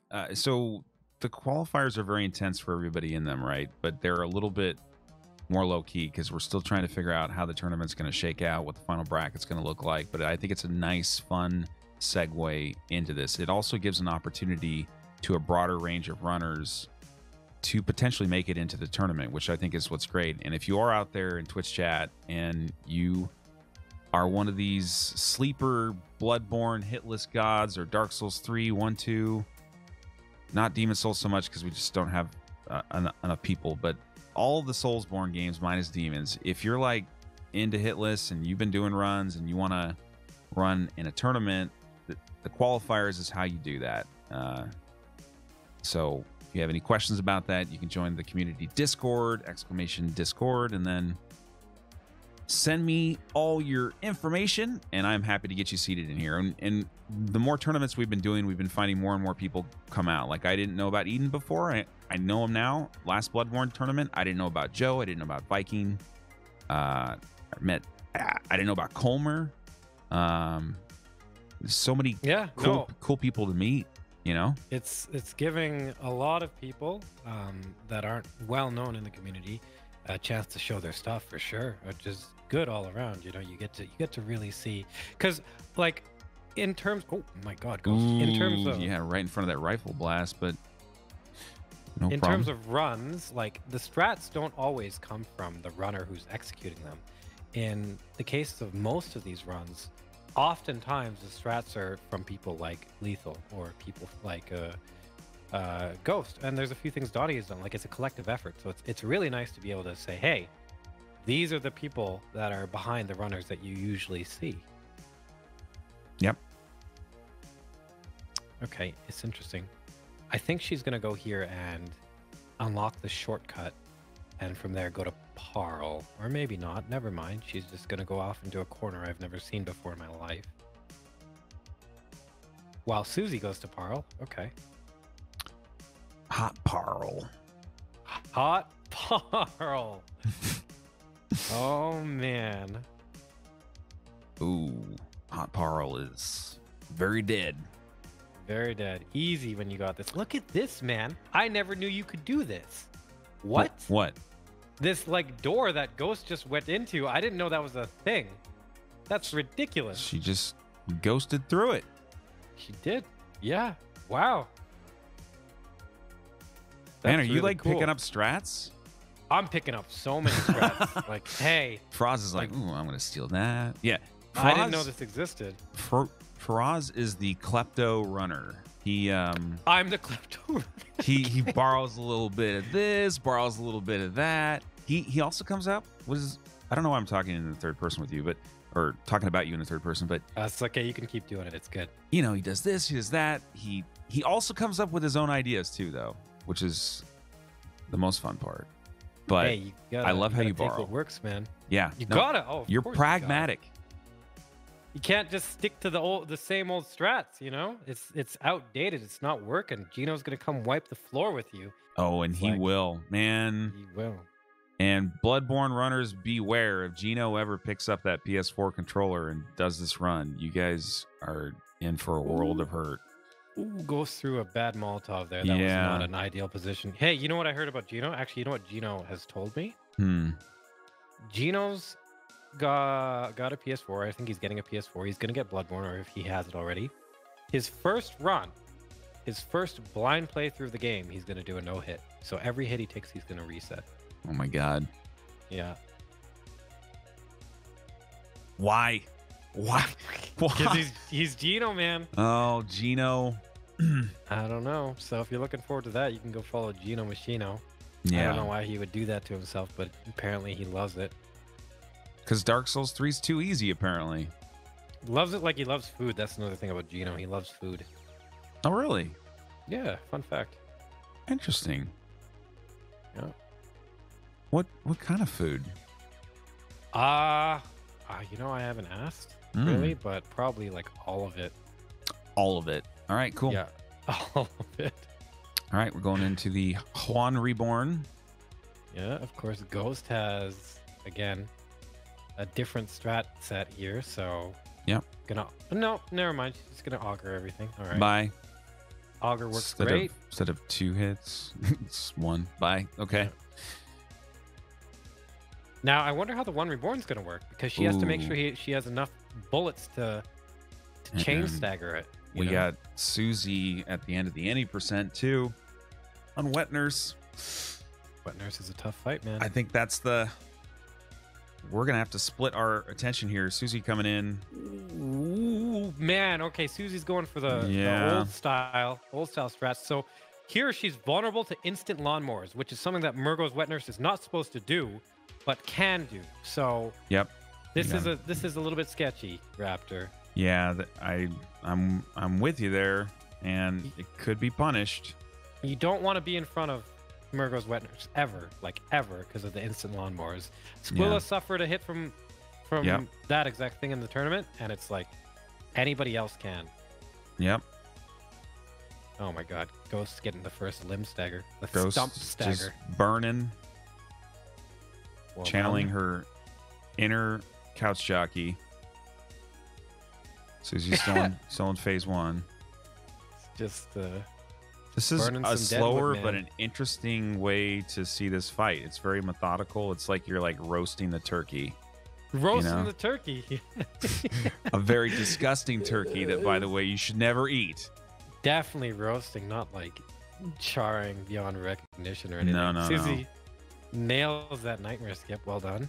Oh, but Raptor, look at this. Oh, but what? Oh, look at this. Okay, this is, I think, a little bit of what Lethal does in his No Hunter's Dream Run. She doesn't actually have enough damage to kill the one reborn after all the limb staggers. So what she's doing, I believe, is she's going up here so that he will heal all his limbs and she can do this again. Oh man. Yeah. She's gotta get more blood bullets, man. There it is. Okay, so there's now the one reborn should have healed all the limbs and should be restaggerable. Yeah, that's exactly right. Well done, Ghost. And that's really cool. Well done. You know, she should kill this no problem. Good job. Nice. Yeah, Wow. cool fight by Ghost, man. Very cool. Well done. All right, Susie's still on Nurse. Yeah, Susie is still a nurse. That is correct. What are we going to see here? Hopefully no Hey. instant lawnmowers. Takes care of the sick. Yeah, helps the poor. Probably a reason that Donnie and her are together. Donnie's got back issues, so helps to have a nurse tend to your needs. Oh man. All right. Get the little disappearing act. Whiffs the punish, but it's okay. That's Yeah. a hard attack to dodge. Has a big hitbox. Yeah. And it's going fine. I don't know why I'm waiting for something. Waiting for the Super Saiyan transformation from Susie here, where her hair goes up in the air and she laughs maniacally. If you haven't seen Susie's stream before, it happens about once a month. Hopefully it'll happen here on this tournament. You never know. You can only hope. right? Where she laughs maniacally? Yeah, with the Oh. hair up in the air and stuff. Oh no, Super Saiyan. I don't think I've caught that crazy You know. stream. No. All right. I mean, I don't watch a lot of Twitch, but oh god, that was almost. yeah. Who watches Twitch? Yeah. Who watches that? It's all about that stuff. mixer. Oh god, I love Mixer. Well, okay. Wow, how wonderful. Hey, did you know that Mixer, I think, has twice as many viewers as it does streamers? I did not know that. I think that was a statistic like a couple of months ago. Wow, Susie's good at dodging these things. Yeah. Oh, another nightmare phase. Opts not to go for the kill. Skipped Nails it. it. Nice. Nicely done. This is going to be a no drama fight. That's a McRaptor prediction you can take to the bank. Man, she's got one hit. Uh-oh. It's going on too long now. Oh yeah, it is going on I too thought- long. Raptor, what have you done, man? I thought I had it in the bag. Nurse looks intently. Wants to meme. Susie says, hell no. Check out my golden locks. Shakes her head. Yeah. I am going to bitch slap you with this sock lever in 5, 4, 3, 2, Nope. 2, 2, 2, 2, Oh 1. my God, Raptor. Perfect. Hey, wow, perfect. Look at you go. Fortune teller Raptor right here. GG. Do you guys know that instead of being an analyst, Raptor was actually going to be a seer? Yeah. Never took off though, man. Yeah. Yeah. Believe it or not, I'm not old enough to be a seer yet. How old do you got to be a seer? I don't know, like 1100. 1100, yeah, the average age of the seers. Man. All right. God, I can't wait to be a seer when I'm 1100. Perfect timing. Thank you, guys. Oh, man. All right. Well, that would be the end if this were an any percent tournament, but it is not the end.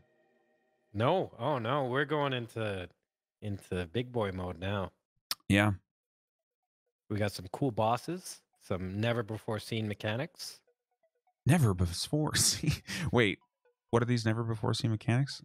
Well, you got the limb stagger on a kin boss, which is Abritus, right? Mm-hmm. Mm-hmm. You got the stagger cancel on the Mushroom Congregation, the Mushroom Congress. Yeah. Yeah. Right. That's a tough one. You got the Get hit by moon presence a lot. Yeah, you got Strat? the clipping through Moon Presence's limbs into the ground and then getting Yeah. comboed to death 7 times. And for throwing your controller all this. across the room strat. Yeah. Yep. Yeah, and you got the Ligarius glitches for no reason into second phase and literally hits you 4 times, then you die. That's a good mechanic that we all have to deal with. Sounds pretty good to me. Sounds great, man. I actually, yeah, once we get to Ligarius, I'll kind of explain what he can do and Yeah, I think how it goes. I think that would be helpful to hear a little bit more in depth, because this is not the first time that we've shown these bosses, but this is the most depth I think we're going to have on it because of the multiple matches. So it's going to be interesting to see how everybody handles all those types of things and what types of trends might develop. Other than the moon presence memes, I don't think we had a lot of new trends. I think it was kind of the same old stuff. Shadows suck. And Killing Patches, the spider. he deserves to die. Patches is a bad boy. Yeah. Well, I mean, yeah.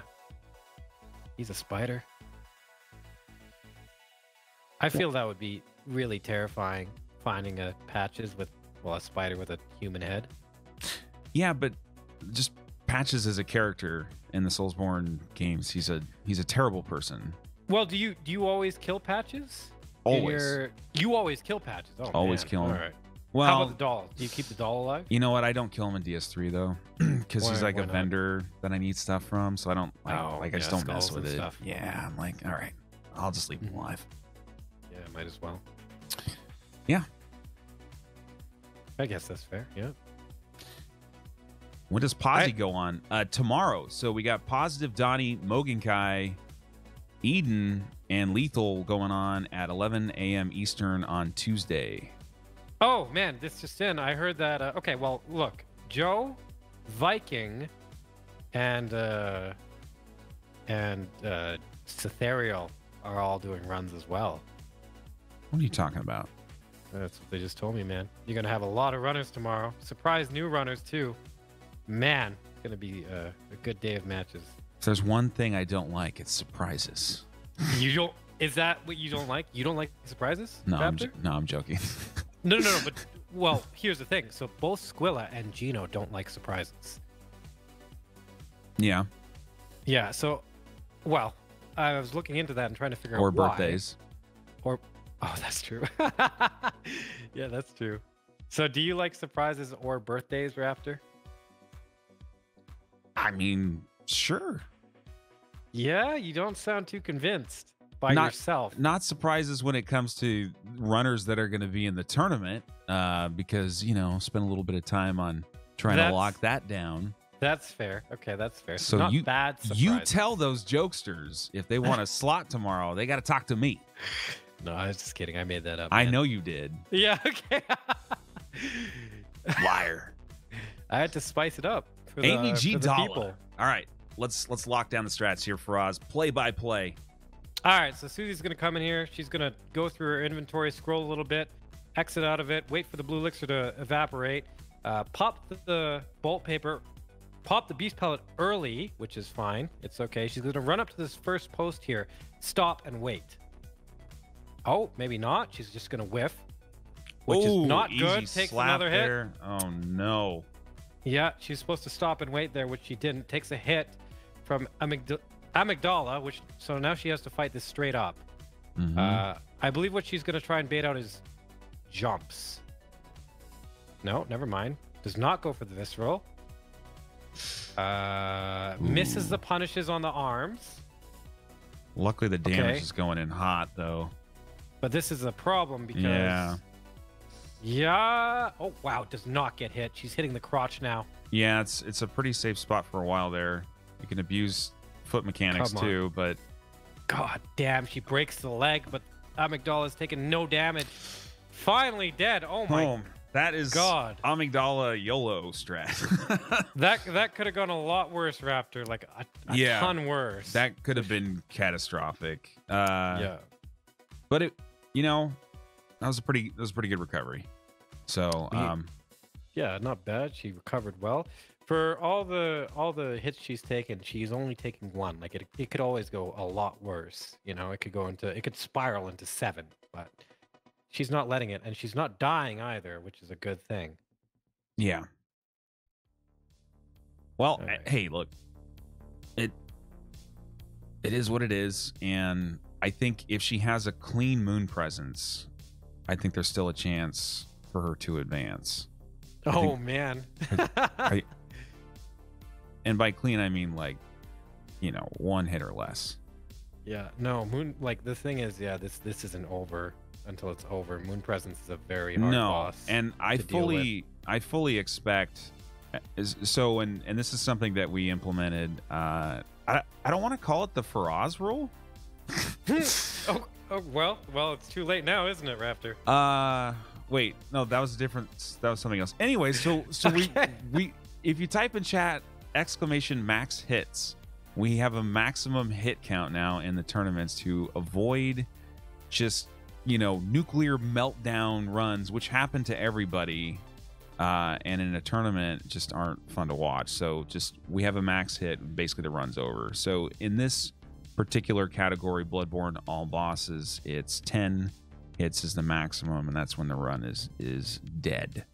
Mm-hmm. There is a potential scenario, though, in an elimination match. So like in a first round situation, or maybe second round, maybe, where you could have potentially 2 runners just have like a total nuclear meltdown at the same time, and they could both hit the 10 hits, right? We've got a contingency for that, though, and how to decide that, but I hope I never see that. Oh man. Well, do you remember when it was Donnie against Susie in DS3 All Bosses, and they had not practiced All Bosses? Yeah. I feel like that kind of happened a little bit there. Yeah. Although to be well, yeah, I think what happened there really was Cinder got out of control, but yes. So what you're trying to say is it's not the Faraz rule? Is that what you're trying to say? You know, if anything, I was the first person who had to deal with that rule, so you can call it the Faraz rule if you want. I'm gonna call it the McRaptor Mercy rule because that's the McRaptor Mercy rule. Okay. That's what it is because it just makes sense. The McRaptor Mercy rule. All right, that's fair. Fine, Faraz. Okay. So Susie's going up against Mushroom Congress right here. Yeah. Oh, she's opted not to go for the backstab. Mm-hmm. Oh God, Raptor, Jesus. Yeah. Okay. Oh, she manages to kill him. So that's a little bit dangerous. She can get hit there, but it's the McRaptor Mercy for Faraz rule. Great. Yeah, I knew that was coming, man. Oh man, you should probably just hit the sound effect button or something. Oh Lord, have mercy. Okay, sorry. Yeah. Okay. So Susie's going into Ebritus here. This is a strategy that varies for most runners. You can do it a bunch of different ways. Basically, you just have to limb stagger Ebritus and kill her before her second phase starts, because in her second phase, you take continuous damage to your HP. And if you even take one tick of damage in this fight, that counts as a hit. So we'll see if Susie can pull it off.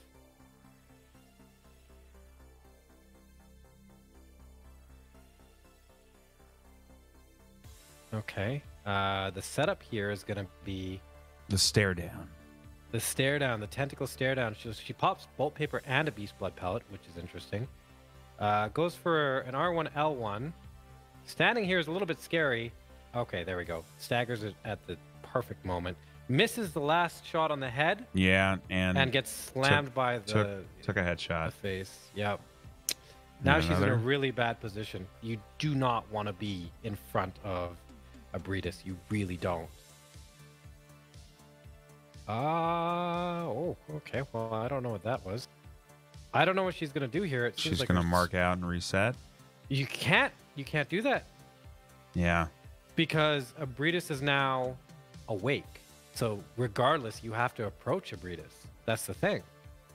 You know? Regardless, you have to approach Ebritus. So I don't think marking out was the right option here. Yeah, I think YOLO was. Yeah, and that's the problem. Like, hey, if you miss one of those hits in the limb stagger combo, it can go south really fast. Now, what I would have liked to see from her is for her to have gone to the legs or the fins, or I don't know what do you want to call them. But sure. Yeah. Limbs. Slug. Yeah, the limbs and start working on those to stagger those, and then from there get the head swipe. But maybe it was panic, maybe it was tilt. I don't know. She didn't. So now she's going to have to approach this boss in an entirely different way because she can't set it up. Yeah. We'll see. Now, notable for Ebritus, you don't want to be in between her limbs in the back there because she can give you a stagger hit. Oh my god. And also notable for Ebritus is a lot of her attacks. Oh, we got the head charge. Yeah, that's the head charge. It's like Osiris, since the charge very hard to dodge. But a lot of Ebritus's attacks will hit twice, so you can't actually dodge them consistently. You have to be very close to her body in order to be safe. Yeah.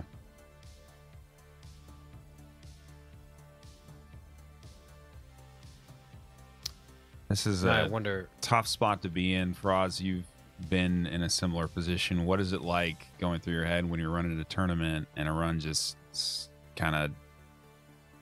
Well, it depends, it just man. gets it's rough. It gets away from you, right?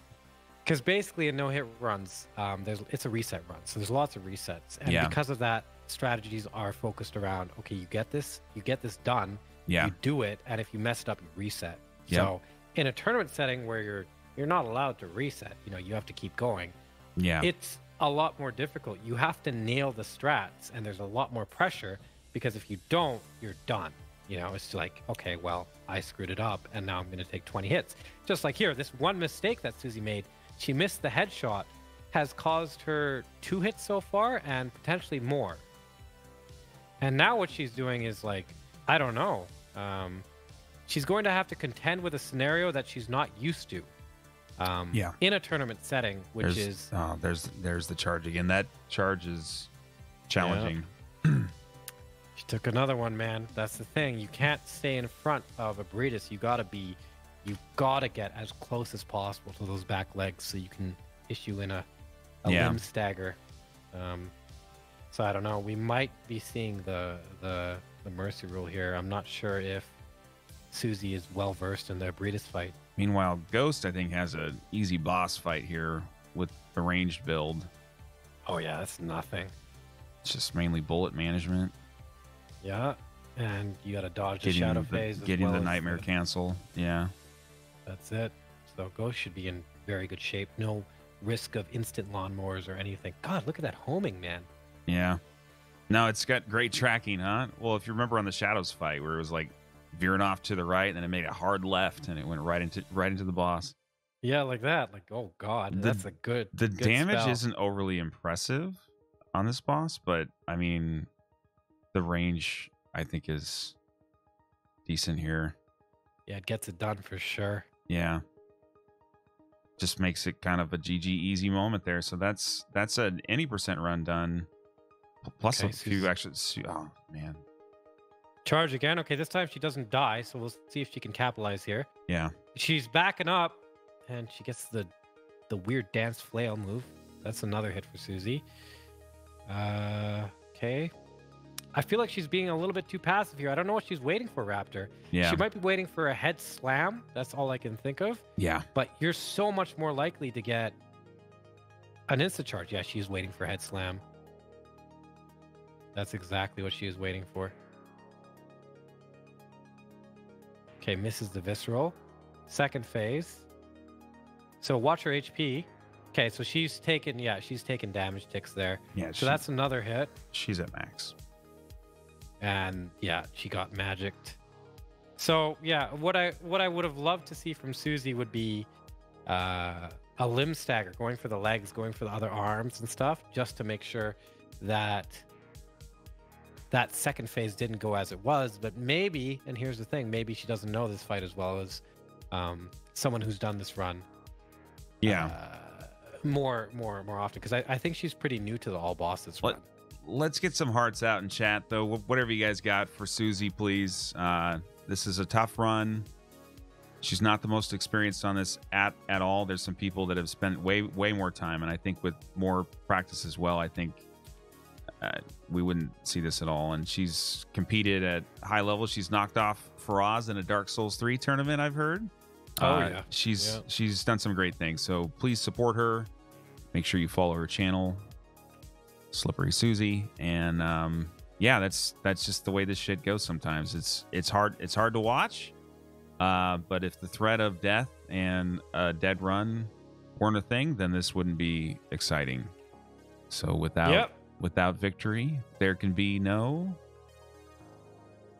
You gotta have risk to have reward, you know. Or defeat. Faraaz, I set you up so nicely. You know, I could not figure out what you were trying to say, so I tried to segue into someone else. But it's all right. No, hey, that was a 7 out of 10. You recovered at least. All right, good. Man, I feel like you're too lenient.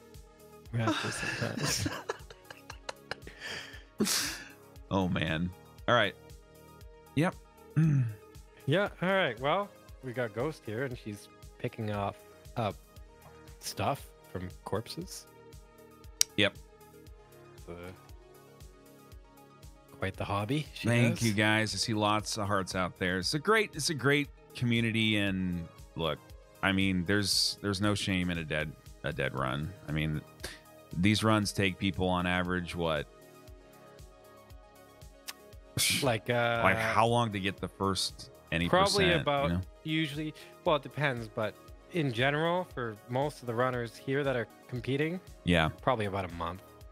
Yeah, which is, you know, maybe they're doing like 3-4 a day, at least 5 days a week. I mean, that's, you know, I could be like 100+ runs to get the one, right? So Yep. then imagine saying, okay, you got to do it in one day. You got to do it. Yeah, it has to be there, and you're going to be competing, and people are going to see you.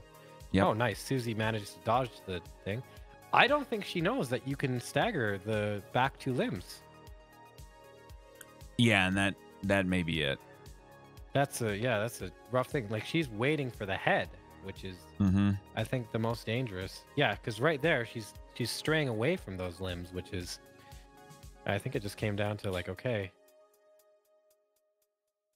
You know, one other thing, like, we don't, given how consistent the strat usually is on Abritus, we don't get to see the full range of attacks, but you can see when you don't have that initial setup what can happen, and this is one of at least 3 bosses that are like that. Well, Amelia is like that. Yeah. We got Bloodstarved Beast as well.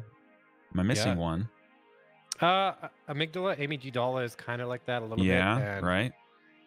I feel like, well, the thing about Bloodborne is that all the strats you do are very precise and very specific, and they're meant to immobilize the boss so that you don't have to see any of their attacks. Yeah. While in, let's say Dark Souls 3 or Dark Souls 1 or even not Dark Souls 2 really, but Dark Souls 2. Those bosses, you generally tend to see the majority of their attacks, what they can throw at you. So it's a different type of practice and a different type of mentality going into Bloodborne fights than it is into the other Souls games. Yeah, I would say, except Dark Souls 3, right? Because you guys hardly ever see phase 2s in most bosses, except in maybe the DLC. That's true. Yeah, it's all about minimizing phase 2, which is kind of similar to what we're looking at right here, except it's not based on a setup situation. Yeah, so if the setup doesn't go well, then you have to have a backup strat that's consistent. And Abritus fighting her straight up is not the easiest thing. No. What? Oh, geez. What you have? Oh, nice, Susie. So again, she's got to stagger that limb. So what you want to do fighting Abritus for a backup strat is you want to get to the right or left leg, stagger that, right? And you're safe there. You're completely safe there. She can't hit you except with one attack, and it's telegraphed. Yeah. And so you want to do that, and then from that leg, you want to go to the arm. Oh man, the head slam. And then from the arm, the other arm, the last arm, the head, and that she should be dead by then. You know, so yeah, that's a tough break, man. And Locke Sabbath coming in with the Twitch Prime. Thank you very much, Locke. I appreciate that. Your support of the GG League and these tournaments is greatly appreciated. Oh man. Yeah, meanwhile, Ghost is gonna go through the Yargul Chapel for, I think, the second time. Yeah, I don't think that's the second time she's tangoed with that rifleman, and yeah. Man, oh man, it's like when it comes down to these runs and tournament performance, I think consistency is king. If you look at Couch Jockey and you look at Ghost here, they've got some pretty consistent strats. Even Colmer, I think he has more consistent strats, but he takes more time. Yeah. So, but then on the flip side, you've got people who are just really, really, really, like Gino. Gino can be really fast and really consistent and good. Okay, so Ghost here, I think, messed up. Something happened. Just Hunter marking out. Yeah, and the tough thing about this with Susie too is, like, oh, nice, well done. She 100% is feeling nice, gets the visceral. Mm-hmm. Feeling the effects of taking all these hits and yep. And okay, going for the arm. She's not using beast blood pellets. She might be. Ah, she misses. Okay, she gets it. Oh man, Raptor. Oh, she doesn't have beast blood pellets, so okay, does not take the hit there. Swinging wildly. Yeah. Very wildly here, but potentially. Come on, keep swinging. There we go. Oh, okay, there we go. She pulled it out, man. She managed to take down Abritus. Well done. Oh god. Yeah. So even without any hits from the boss, though, with the Abritus aura, that is a hit that we count. It's not each tick, obviously. It's just a single hit. So there's a lot that needs to be managed in that fight if you're fighting straight up, and which is why it seems like the only logical thing that you can do is really just do the startup strat, where you just basically annihilate her like very quickly. Otherwise, a prolonged encounter is just not going to go well. Yep. And so we got Ligarius. Oh, the witch is split for her as well. German and a moon presence. So this is still not over. And I think they're still pretty close on time here. But yeah, well, definitely. From just a viewing standpoint, sure. Yeah. Yeah, from a viewing standpoint. Yeah. No. So, I mean, Susie's not. There's still a chance, I guess, she could get seated if we had at least 3 other runners also hit the max hits, and then we'd have to have a runoff.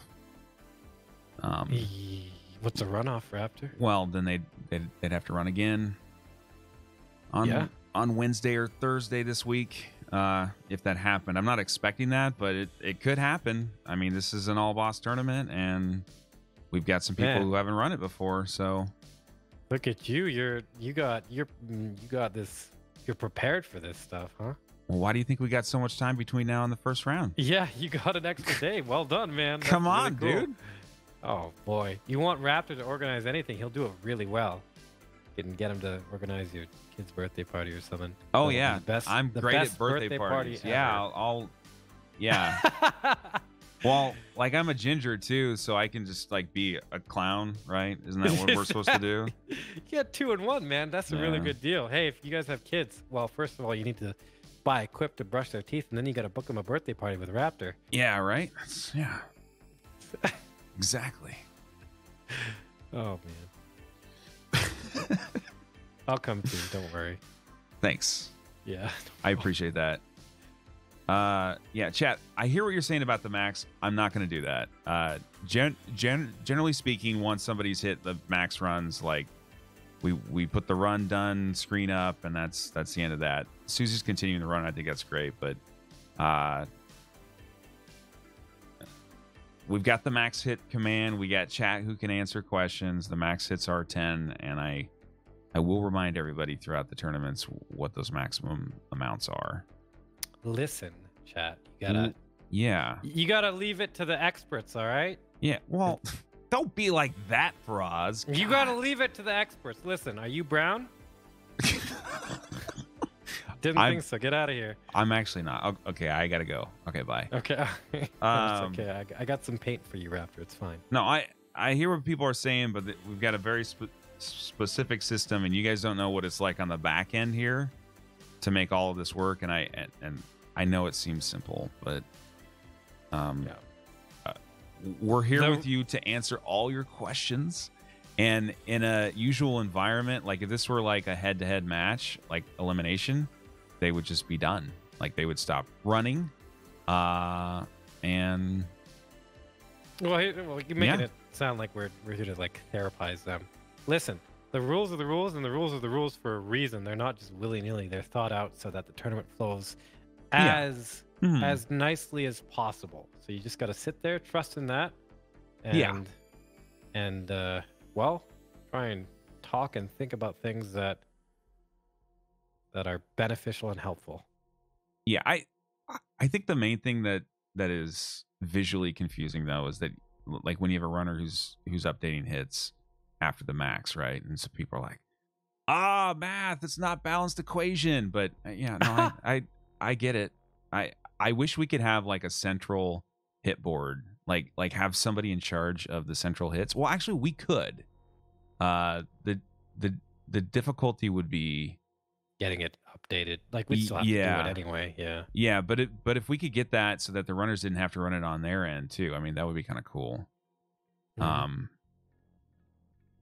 I'll have to think about that. We'll see. Hey, like you never know. We just need Kevin, like a dedicated Kevin, and Kevin's got to take care of all the tech stuff. That actually kind of it makes me think about that from kind of a not like philosophical, but from like a design standpoint, right? So like a runner could say that they took 7 hits on a run, right? Mm-hmm. And we could disagree. We could score it differently, right? And so in that case, it wouldn't matter what they put on there. That's true. Yeah. Right. Yeah. But the benefit of having them count as well It keeps us honest because sometimes hits are missed. And yeah, it's like we don't miss any. Like we Yeah. get, It's like we and need like a sometimes chat ref, will miss it like too, a right? dedicated ref, you know. And so like we're playing double duty, but it's helpful to have the runners keep it honest as well, just because it's like we're having like two different Yeah. teams of refs, right? And it's the only way to make it happen. It makes it flow as well as possible with the resources we have. Okay, look at here. Ghost Yeah. stops, which is good. Waits for the last minute to. Oh, she's not going for. Oh my God! Look what? at that. Ghost. Yeah. Oh. Oh, that chunk damage, man. Get chunked, Amy. Jesus. Oh, saving it. Oh, no. Saving Private Amy. Oh. Bye. All right. Well, Ghost Now- pulling it out, man. That was wild, man. That was pretty good. That was beautiful, too. She's showing off these the arcane stylings of Bloodborne. You rarely ever see anyone go an arcane build in this game. Yeah. Generally, arcane is considered like not good, but Ghost is, she's kind of saying like, hey, no, like this is pretty good. Yeah. Your friend Marcus says, McRaptor, could you organize a bar mitzvah for your niece? Sure. Raptor's Jewish, yeah, I think he is. That's fine. And your friend Marcus, I think I recognize you from YouTube. If you guys haven't caught all of the tournaments live, which would be impossible in a lot of cases for a lot of you, because I know you got a lot going on. We've got all the best matches and some tournament highlights as well on the YouTube channel, !YT, and you can get that link, and please sub.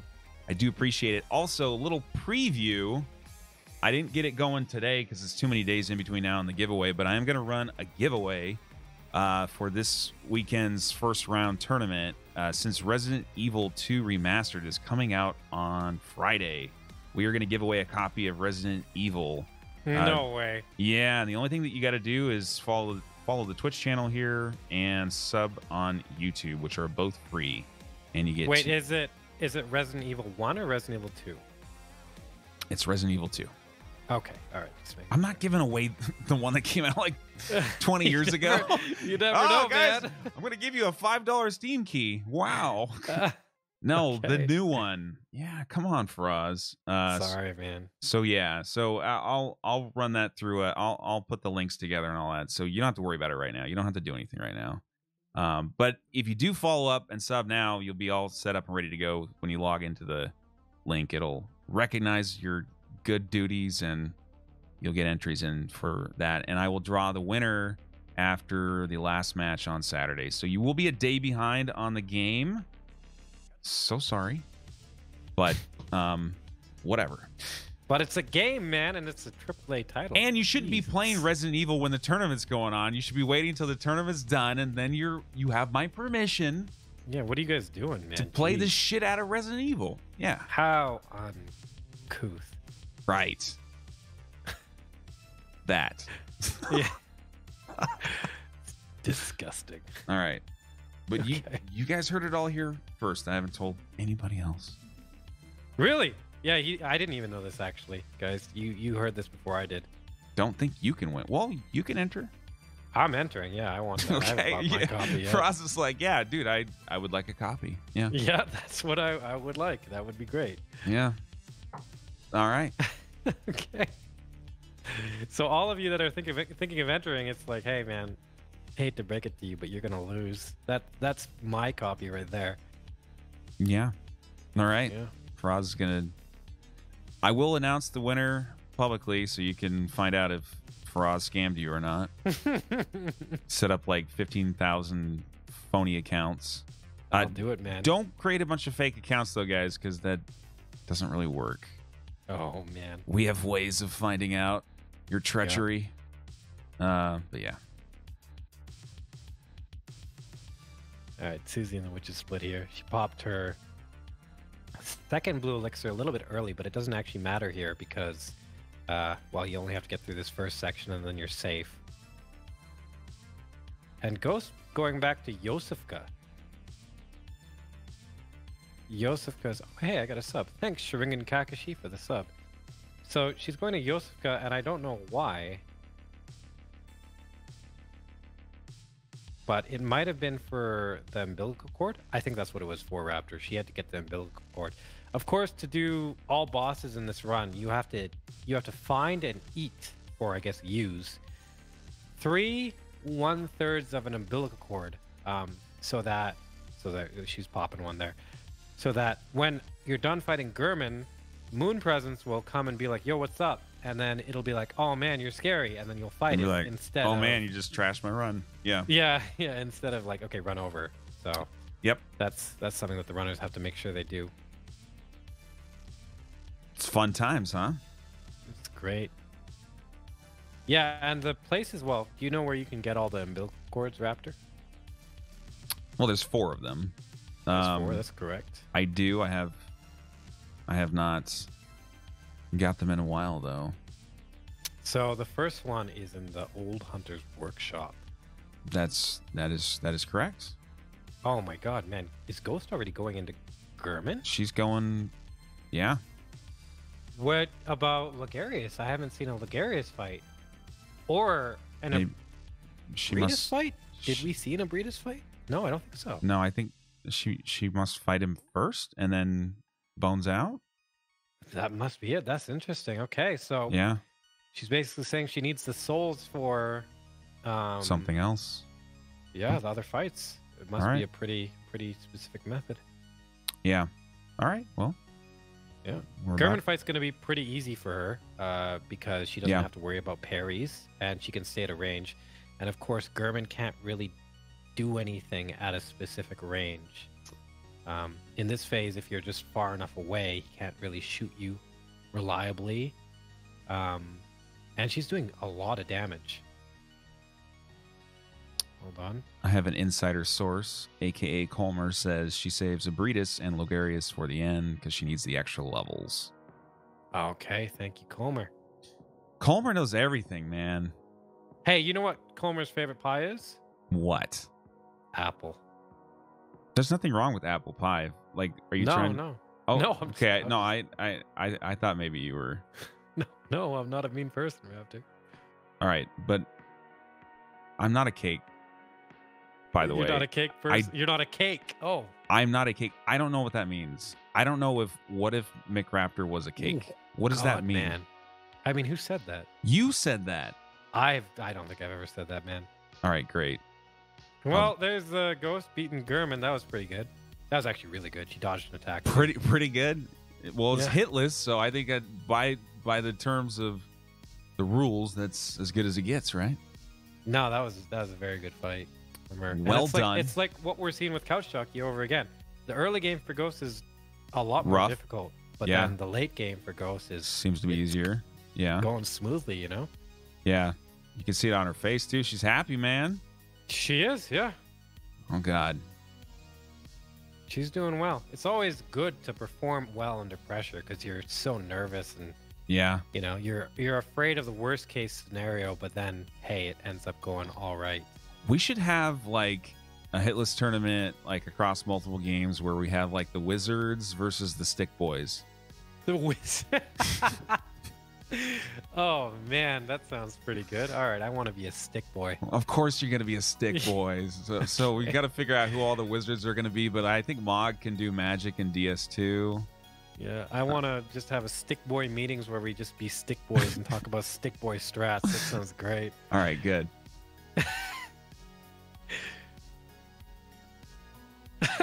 Okay, well that could be, hey, that's a cool idea for a tournament actually, Raptor. Yeah. Yeah. No, you could have multiple games, multiple wizards, multiple muggles, I guess. Who will win? The muggles or the wizards? Which one's it's going to be? I'd put my money on the wizards, to be honest. But you know, you might be right. Actually, wizards just have to really be good at their early game, and the late game comes pretty easily, while the stick boys kind of it's the other way around, you know? Yeah, although you know, some of the stick boys are pretty good. We got Gino in the mix. We got you. We got Faraz. That's you. Got me. We got and Squilla. Faraz, yeah. We've got you twice. Yeah. Squilla. K-Dub. Got some good stick boys out there too. So, Yeah, all right. that's true. All right, stick boys. Well, here's the Moon Presence fight. Speaking of the ultimate stick boy, look at that stick-like structure with the stick-like tentacles and tails. Oh man, Yeah. gonna stick all the sticks up Oh, on. this is so Goes anime, on man. Ghost. All This is right. actually a really, really cool. Yeah. Boss, and the lore is really cool. So look Oh. here, he's like, Let him I'm gonna- touch you. hug you, stroke you, inhale you. Slurp. No, you've eaten too many umbilical cords. Oh, damn. I can't eat you. All right. Yeah. I'll just kill you then. Yeah, we got to fight now. Hey, you're really good at the lore, by the way. Oh, I'm great. You know, Moon Presence's original name was Moon Pontiansis. You should tell Vadi to step aside for Sekiro because Faraz is coming in hot. I mean, Vadi just had a kid. I gotta, you know. Are you gonna give him don't a little want bit it. of advice there? Yeah. Okay. Well, I don't want to have him not be able to feed his kid because he loses all his business to me, the lore master. Yeah. Yeah.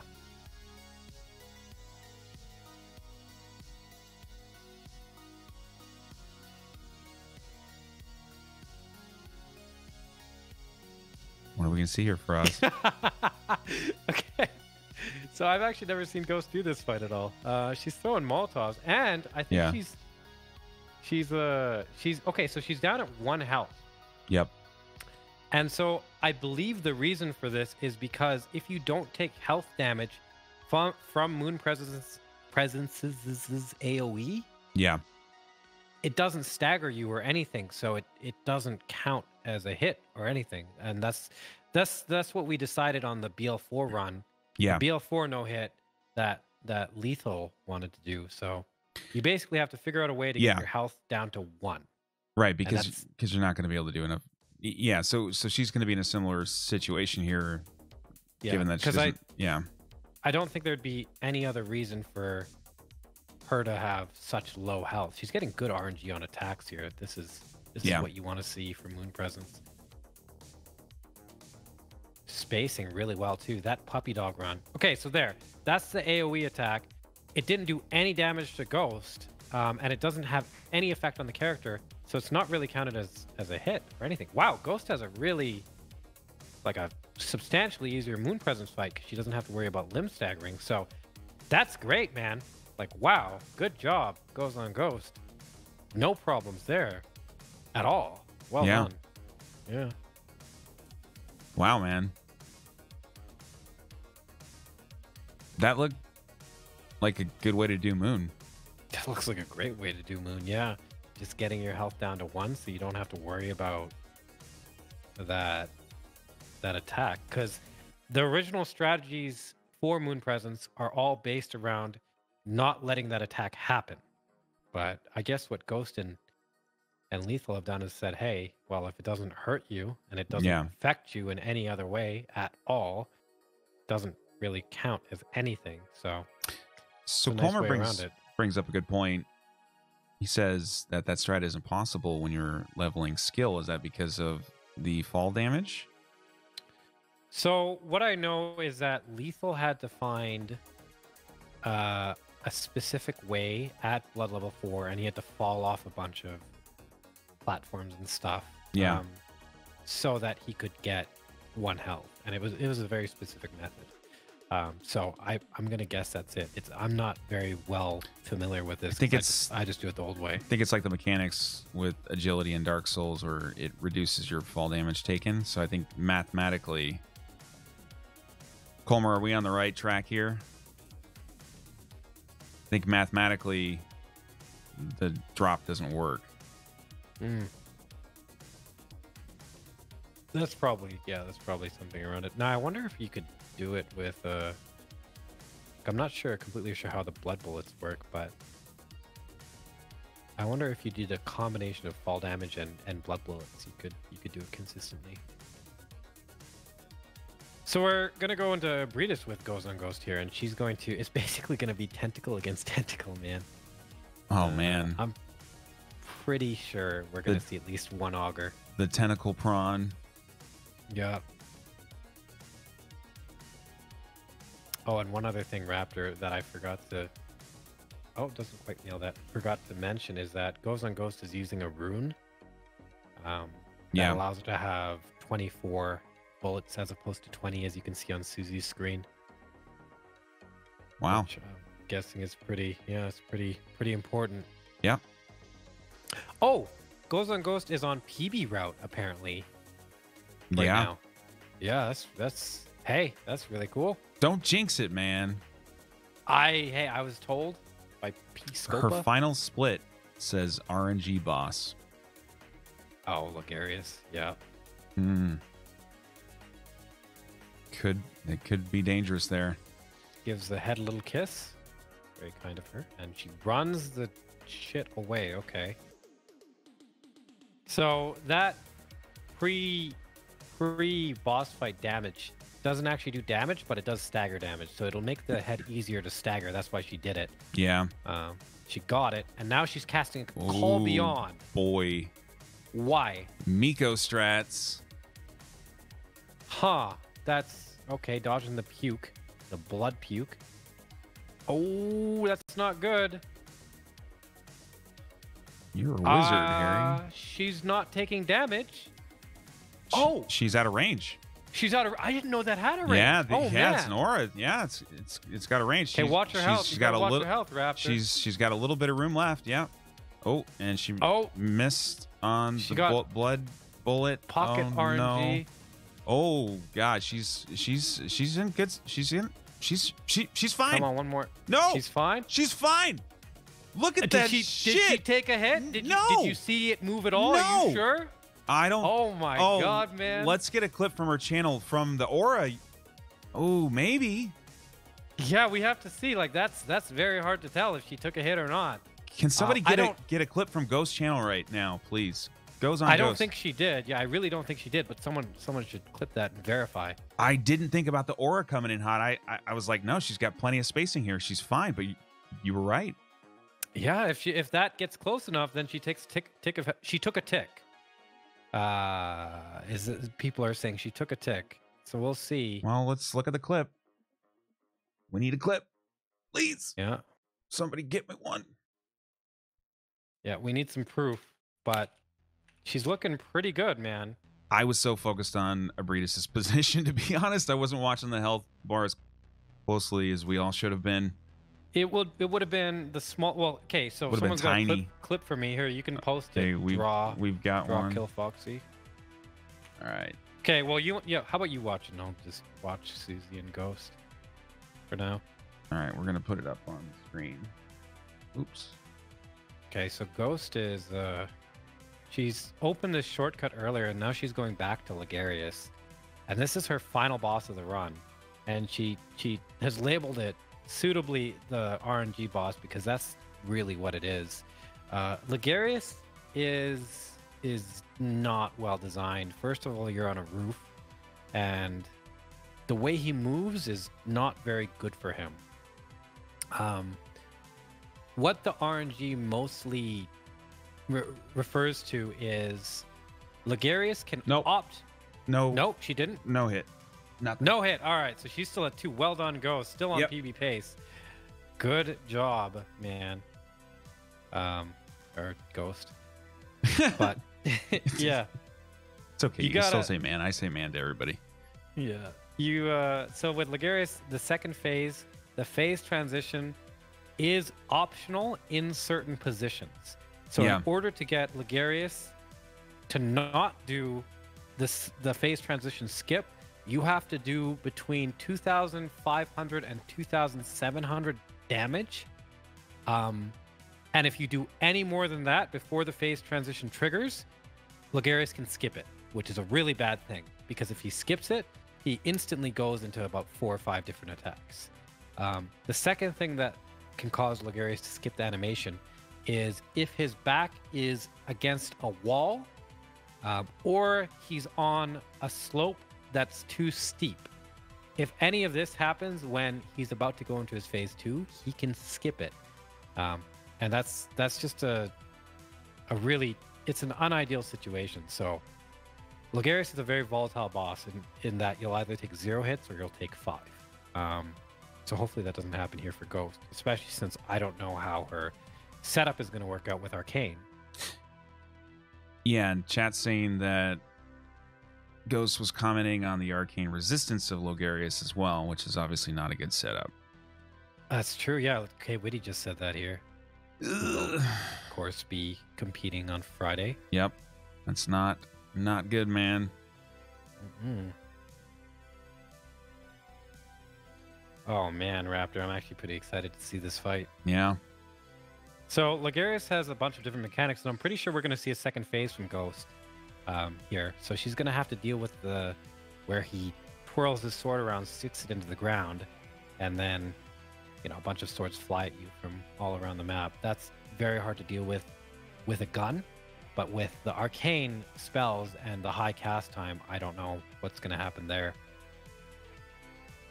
So we'll see. Who knows? Maybe she hasn't figured out a way to deal with Logarius. Maybe it actually is just RNG if he dies or not without her taking a hit. Yeah. All right. Santa Claus coming in hot. Glitch Santa.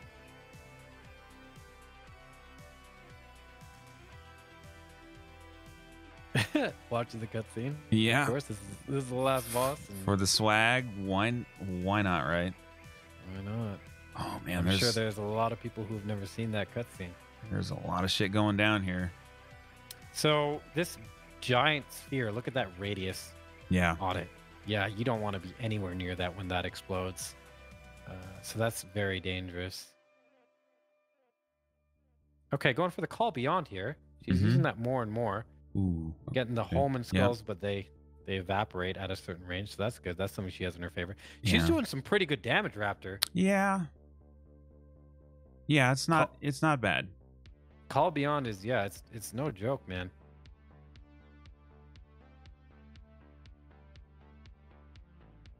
I think I'm very interested to see how the phase 2 tapers out here. The tracking on these spells is so nice, though. Yeah, that's ridiculous, man. Now you know why Mikolash uses it so much. Yep. He's a cheaty boy. He's a cheaty boy. Call him TGA Dave. So there's the phase 2 transition right there. Yep.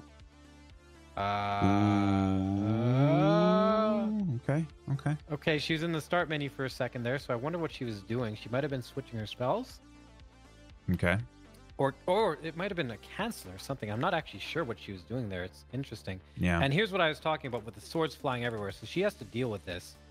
Does it very well with the flamethrower. Yeah. I think Logarius just put another one down. So I think the challenge of this fight is she has to deal with enough swords and hopefully get another attack from Logarius that isn't a sword to the point where she does not run out of blood bullets. Yeah. Like she's getting another sword here, so that's not good. Oh, man. So this is the toughest fight for Arcane. You can see Logarius stutter stepping all over the map because he's a lot faster in his second phase. Takes the hit there. Yeah. Yeah. Okay, she's still okay, though. 3 hits is not it's the end of the world. Ooh, rolls into it. Well done. Gets the auger backstab. Very nice as well. Another auger, but it does very little damage, Raptor. Oh my god. Yeah. It's that arcane resistance. This is the downside to the arcane. Yeah. Okay, gets another auger. Well done. A little bit of bullying. Gets the double damage there.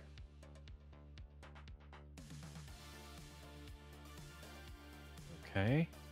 Oh man. Good dodge. She's getting some good RNG. There's not too many swords going into the ground. She doesn't want to be too far away, of course, because then she will get swords going into the ground. Okay, the auger does not land the backstab there. No visceral. Logarius is in a weird position. He came from horizontal rather than above her. Mm-hmm. Ooh, she okay? That was weird. What was that? I don't know. Okay, I think she was okay. I don't think that was a hit. No. I saw something go wrong there. And that's Logarius. Hey, GoesonGhost makes it. 4 or 3 hits total? 3. 3 hits total, and that was a very hard last fight. You don't see anyone fight Logarius like that. So, I guess in that case you trade an easier Moon for a much harder Logarius. Much harder Logarius, yeah. And I would say, I don't know. I I don't want to downplay. Oh shit. Oh, Susie missed Yeah. the backstab there. Yeah, I mean, Moon with the regular strats that's a hell of a fight. There's a lot of RNG there too. So, Yeah. oh man. Well, I am gonna make a McRaptor prediction that Ghost is in the tournament. You think so? Hell yeah, man. 3 hits is not bad, man. She needs to get out of this game quick though, because we need to see her in game time in case we have another tie. Yeah, someone tell Ghost to Get out of the game. Stop watching cutscenes. No. All right. Yeah. But wow, that's well done. That was really impressive. I don't need to emphasize again doing this with one hand, literally. Yeah. No, yeah, that's the thing. A lot of people might be forgetting. She has one hand. She's done this entire run with one hand, and she's done it very well. So was that a PB for Ghost? I don't know if it was. I think that's tied. Tied with her PB. Okay. Yeah. It's a tough last fight, man. If Lagarius uses a lot of swords, there's not much you can do. Yeah. No, we're not doing DLC on this one, guys. That does take some additional practice and preparation to try to get in a one-run kind of situation. But we do want to run DLC in Bloodborne at some point when we can. You know what I heard? I heard K. Witty was down to do the DLC. Is he? In the future, yeah, I think so. I believe that because he loves this game. He loves it, man. And I'd say I like it like more than the I game like a the lot. other games. Yeah. You like it a lot more than the other games. Yeah, I do. That's true. It's fine. We know Okay. you're a DS hater. Oh man, I can't stand it. Yeah. All right. Wow. All right. So yeah. So I think she is. I think she's in a safe position here. I guess the question will be, what place that puts her in. Well, first, right now, because we've got positive, Mogenkai, Lethal, Donnie, and Eden, right? And so basically, if four of them, get better than 3 hits, which is unlikely, then Ghost is out. But right now, it's not looking like that'll happen. Yeah. Yeah. Faraaz, my pool is on fire. I will be back in 1 minute. What? Okay. All right. So, hey, Raptor's pool is on fire. That's a thing to say when you say it very, very calmly and like it's just an everyday occurrence. But Raptor will be back. So that's the tournament. First round. Open bracket qualifier. Susie taking 10 hits, the max, the mercy limit, and GoesonGhost taking 3, which is a very good performance. Very good performance, especially for the first time she's been in a tournament. I'm sure she can be really happy with that. So if you haven't already, make sure you go follow Susie. Go check out her channel. You know, tell her she did a decent run in the tournament because she did pull off some very good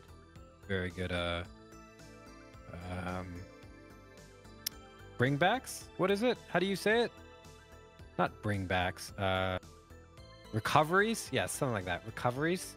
And Ghost just, hey, you gotta go and check her out and see her firsthand. You can ask her a bunch of questions and stuff because, you know, that's a pretty impressive feat. Comebacks, cumbring, pool of oil. Yeah, okay. Oh man, Susie here. See, you don't want to be locked on during this. It's a little bit tough. Because lock-on can cause you to miss. You usually want to manually aim that. Okay, second phase takes another hit. Ooh, doesn't die yet. Come on, Susie.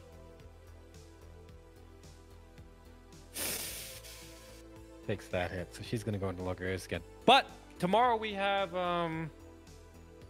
Lethal, Donnie, Mogenkai, Eden Issue, one more person.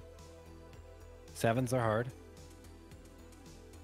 And positive. God, how do I keep forgetting positive? And so we're going to see them run, and they're all running at 11 East tomorrow. I will probably be watching that the runs, if not casting it. We'll see if you guys want to see me cast it, or we can just hang out and watch it together. And so that'll be that. And then on Friday, that's when the tournament bracket rounds start, and it's going to be single elimination. Whoever was seeded into the bracket is going to be going against myself, K. Whitty, Squilla, and Colmer, who were the ones seeded in for the last tournament. It's going to be all bosses, and then I think the semifinals will be on Saturday, and then the finals will be the next week over, which will be pretty cool.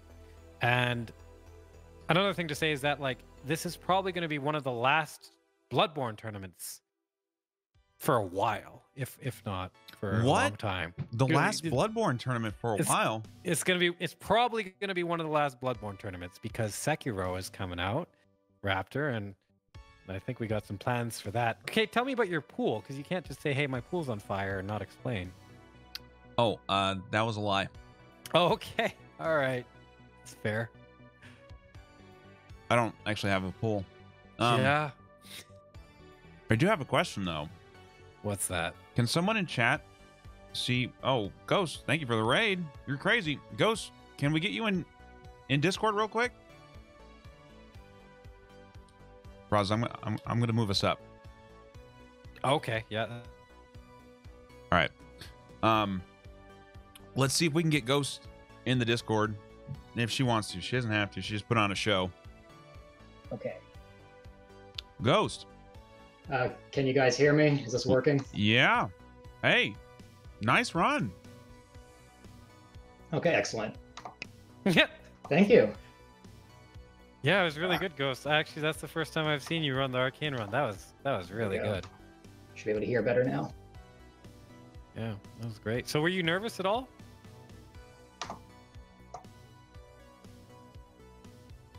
She's Nope, so nervous. That's right. That Now I fucked it up and I can't hear any of you guys.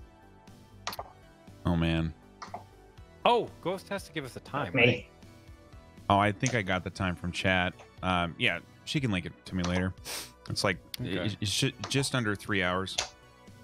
Oh man, that was a long run. This is the best interview we've had in a while. Just a second. Let me get this working. I can't hear any of you. Okay. Okay. Professional esports interviews. So, Raptor, what do you think about Ghost Run? I think it was great, man. Yeah, me too, man. What do you think she would say if she could hear us? She would say, She'd say, fuck this PS4. This is going on the ground. She's got the nerves, man. The nerves from the Yeah. run. She's like, oh, you know, she's freaking out a little bit inside. She's smashing stuff. She's like, oh shit. I was just gonna enter and then be like, whatever happens. And now she's like, oh damn, I actually am probably gonna be in this first round. Oh man, well, it's getting practiced up. I feel like she's practicing right now. She is. Yeah, she's avoiding the interview and saying, no, I need to practice Ligarius. All right, let's do Okay, we're good. I can hear you now. Ghost, can you hear us? Yeah, finally. All right, we were like role playing like what you might say, but we don't need to do that anymore because you're here. Oh, good. How do you feel? I feel really good. That was a very good run. Yeah, no, that was great. You did really good, Ghost. Thank you. That was amazing. Yeah, I mean that last Ligarius hit was annoying, but everything else like just went really nicely. I think some of the hits you had earlier, I'm trying to think. One of the ones was from like a villager on the bridge, right? I don't see that. Yeah, happening he body again. blocked me. He has never done that before.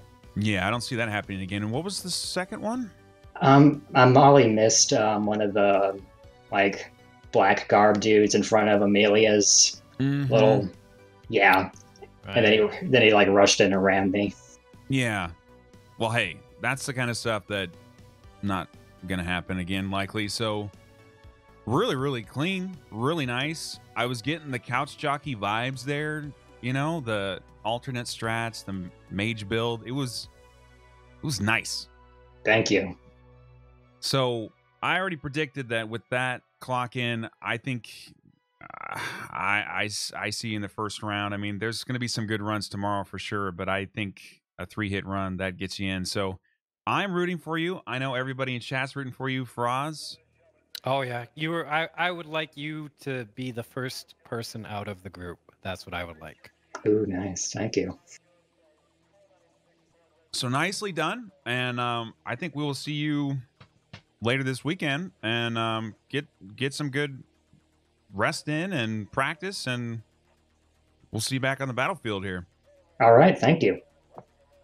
All right, All right, Ghost. Bye. Well done. Bye. All right, Raptor. All right, Faraz.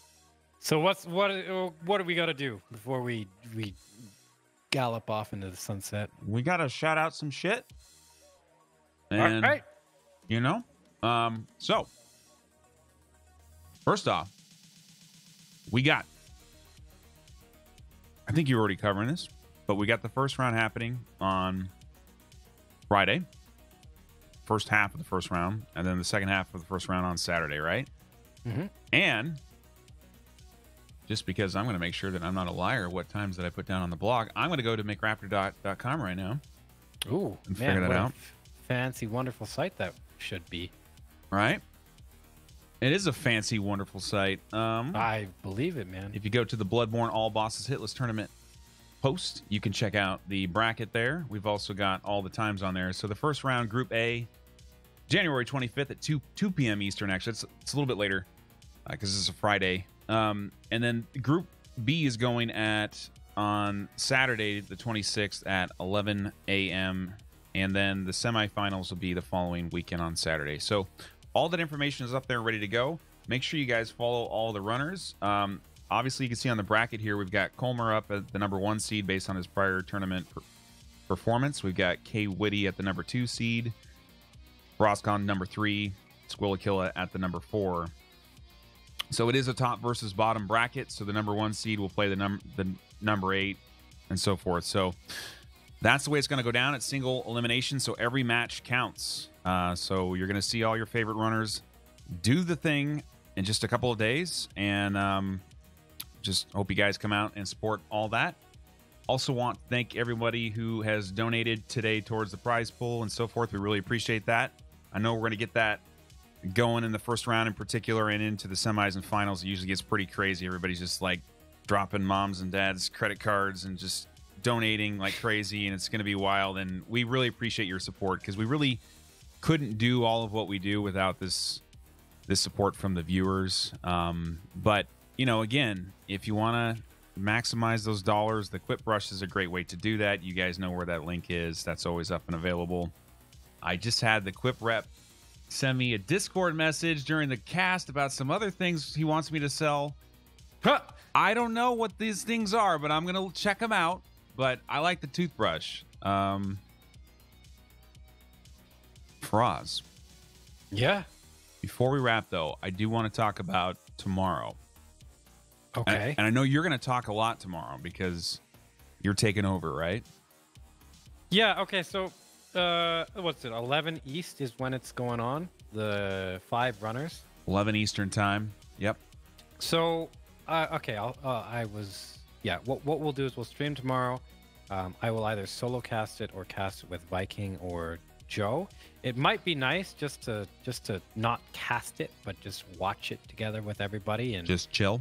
just chill and talk about it Yeah. because there's going to be 5 things going on at once, and I think the heavily casted matches are going to be this weekend because that's going to be the top of the top kind of deal. This was a bonus, right? And so, but what Faraz and I have been talking about is doing content in between the matches and the major before rounds. and after and things like that, so that there's more discussions. Also, we haven't talked a lot with chat today, but we've tried to do a little bit more because in these opening matches, there's less on the line at this moment in time.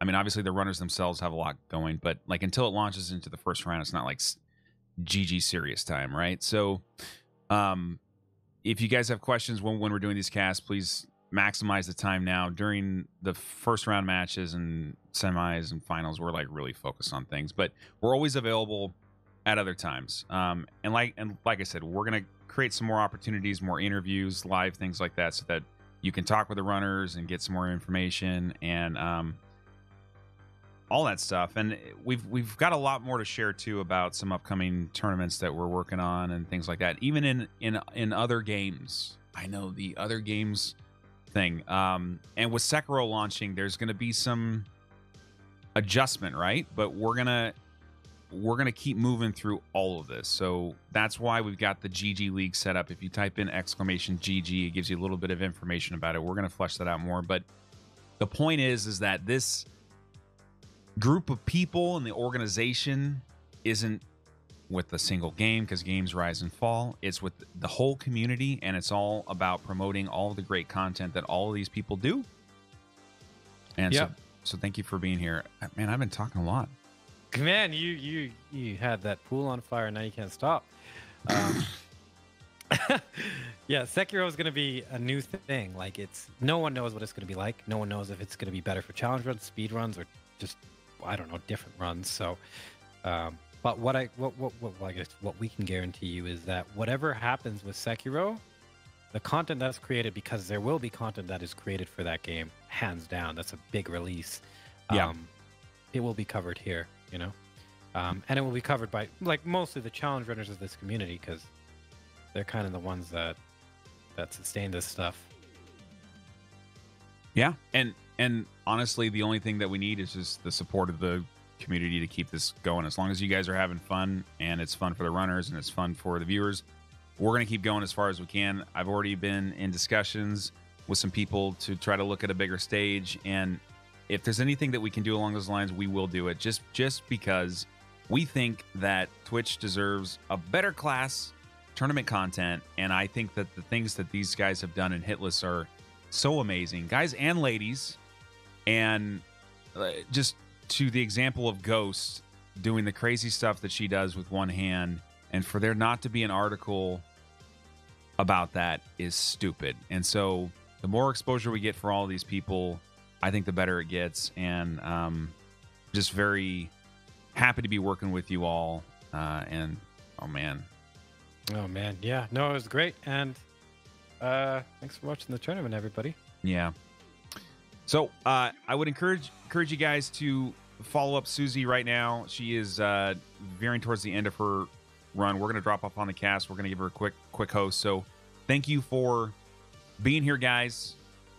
We'll see you back on Friday, or you'll see Faraaz tomorrow for the qualifiers. So go to Faraaz's channel tomorrow, and we'll be back on the McRaptor channel Friday and Saturday. Right. Okay, awesome. All right, I'm going to talk to my chat. You finishing up, Raptor? Yep. Okay. Thanks for watching, everybody. Hope you enjoyed. If you have anything that you want to give us, like... God damn it. All right. See you guys later. Tell me when to go. Tell me when to go. Tell me when to go.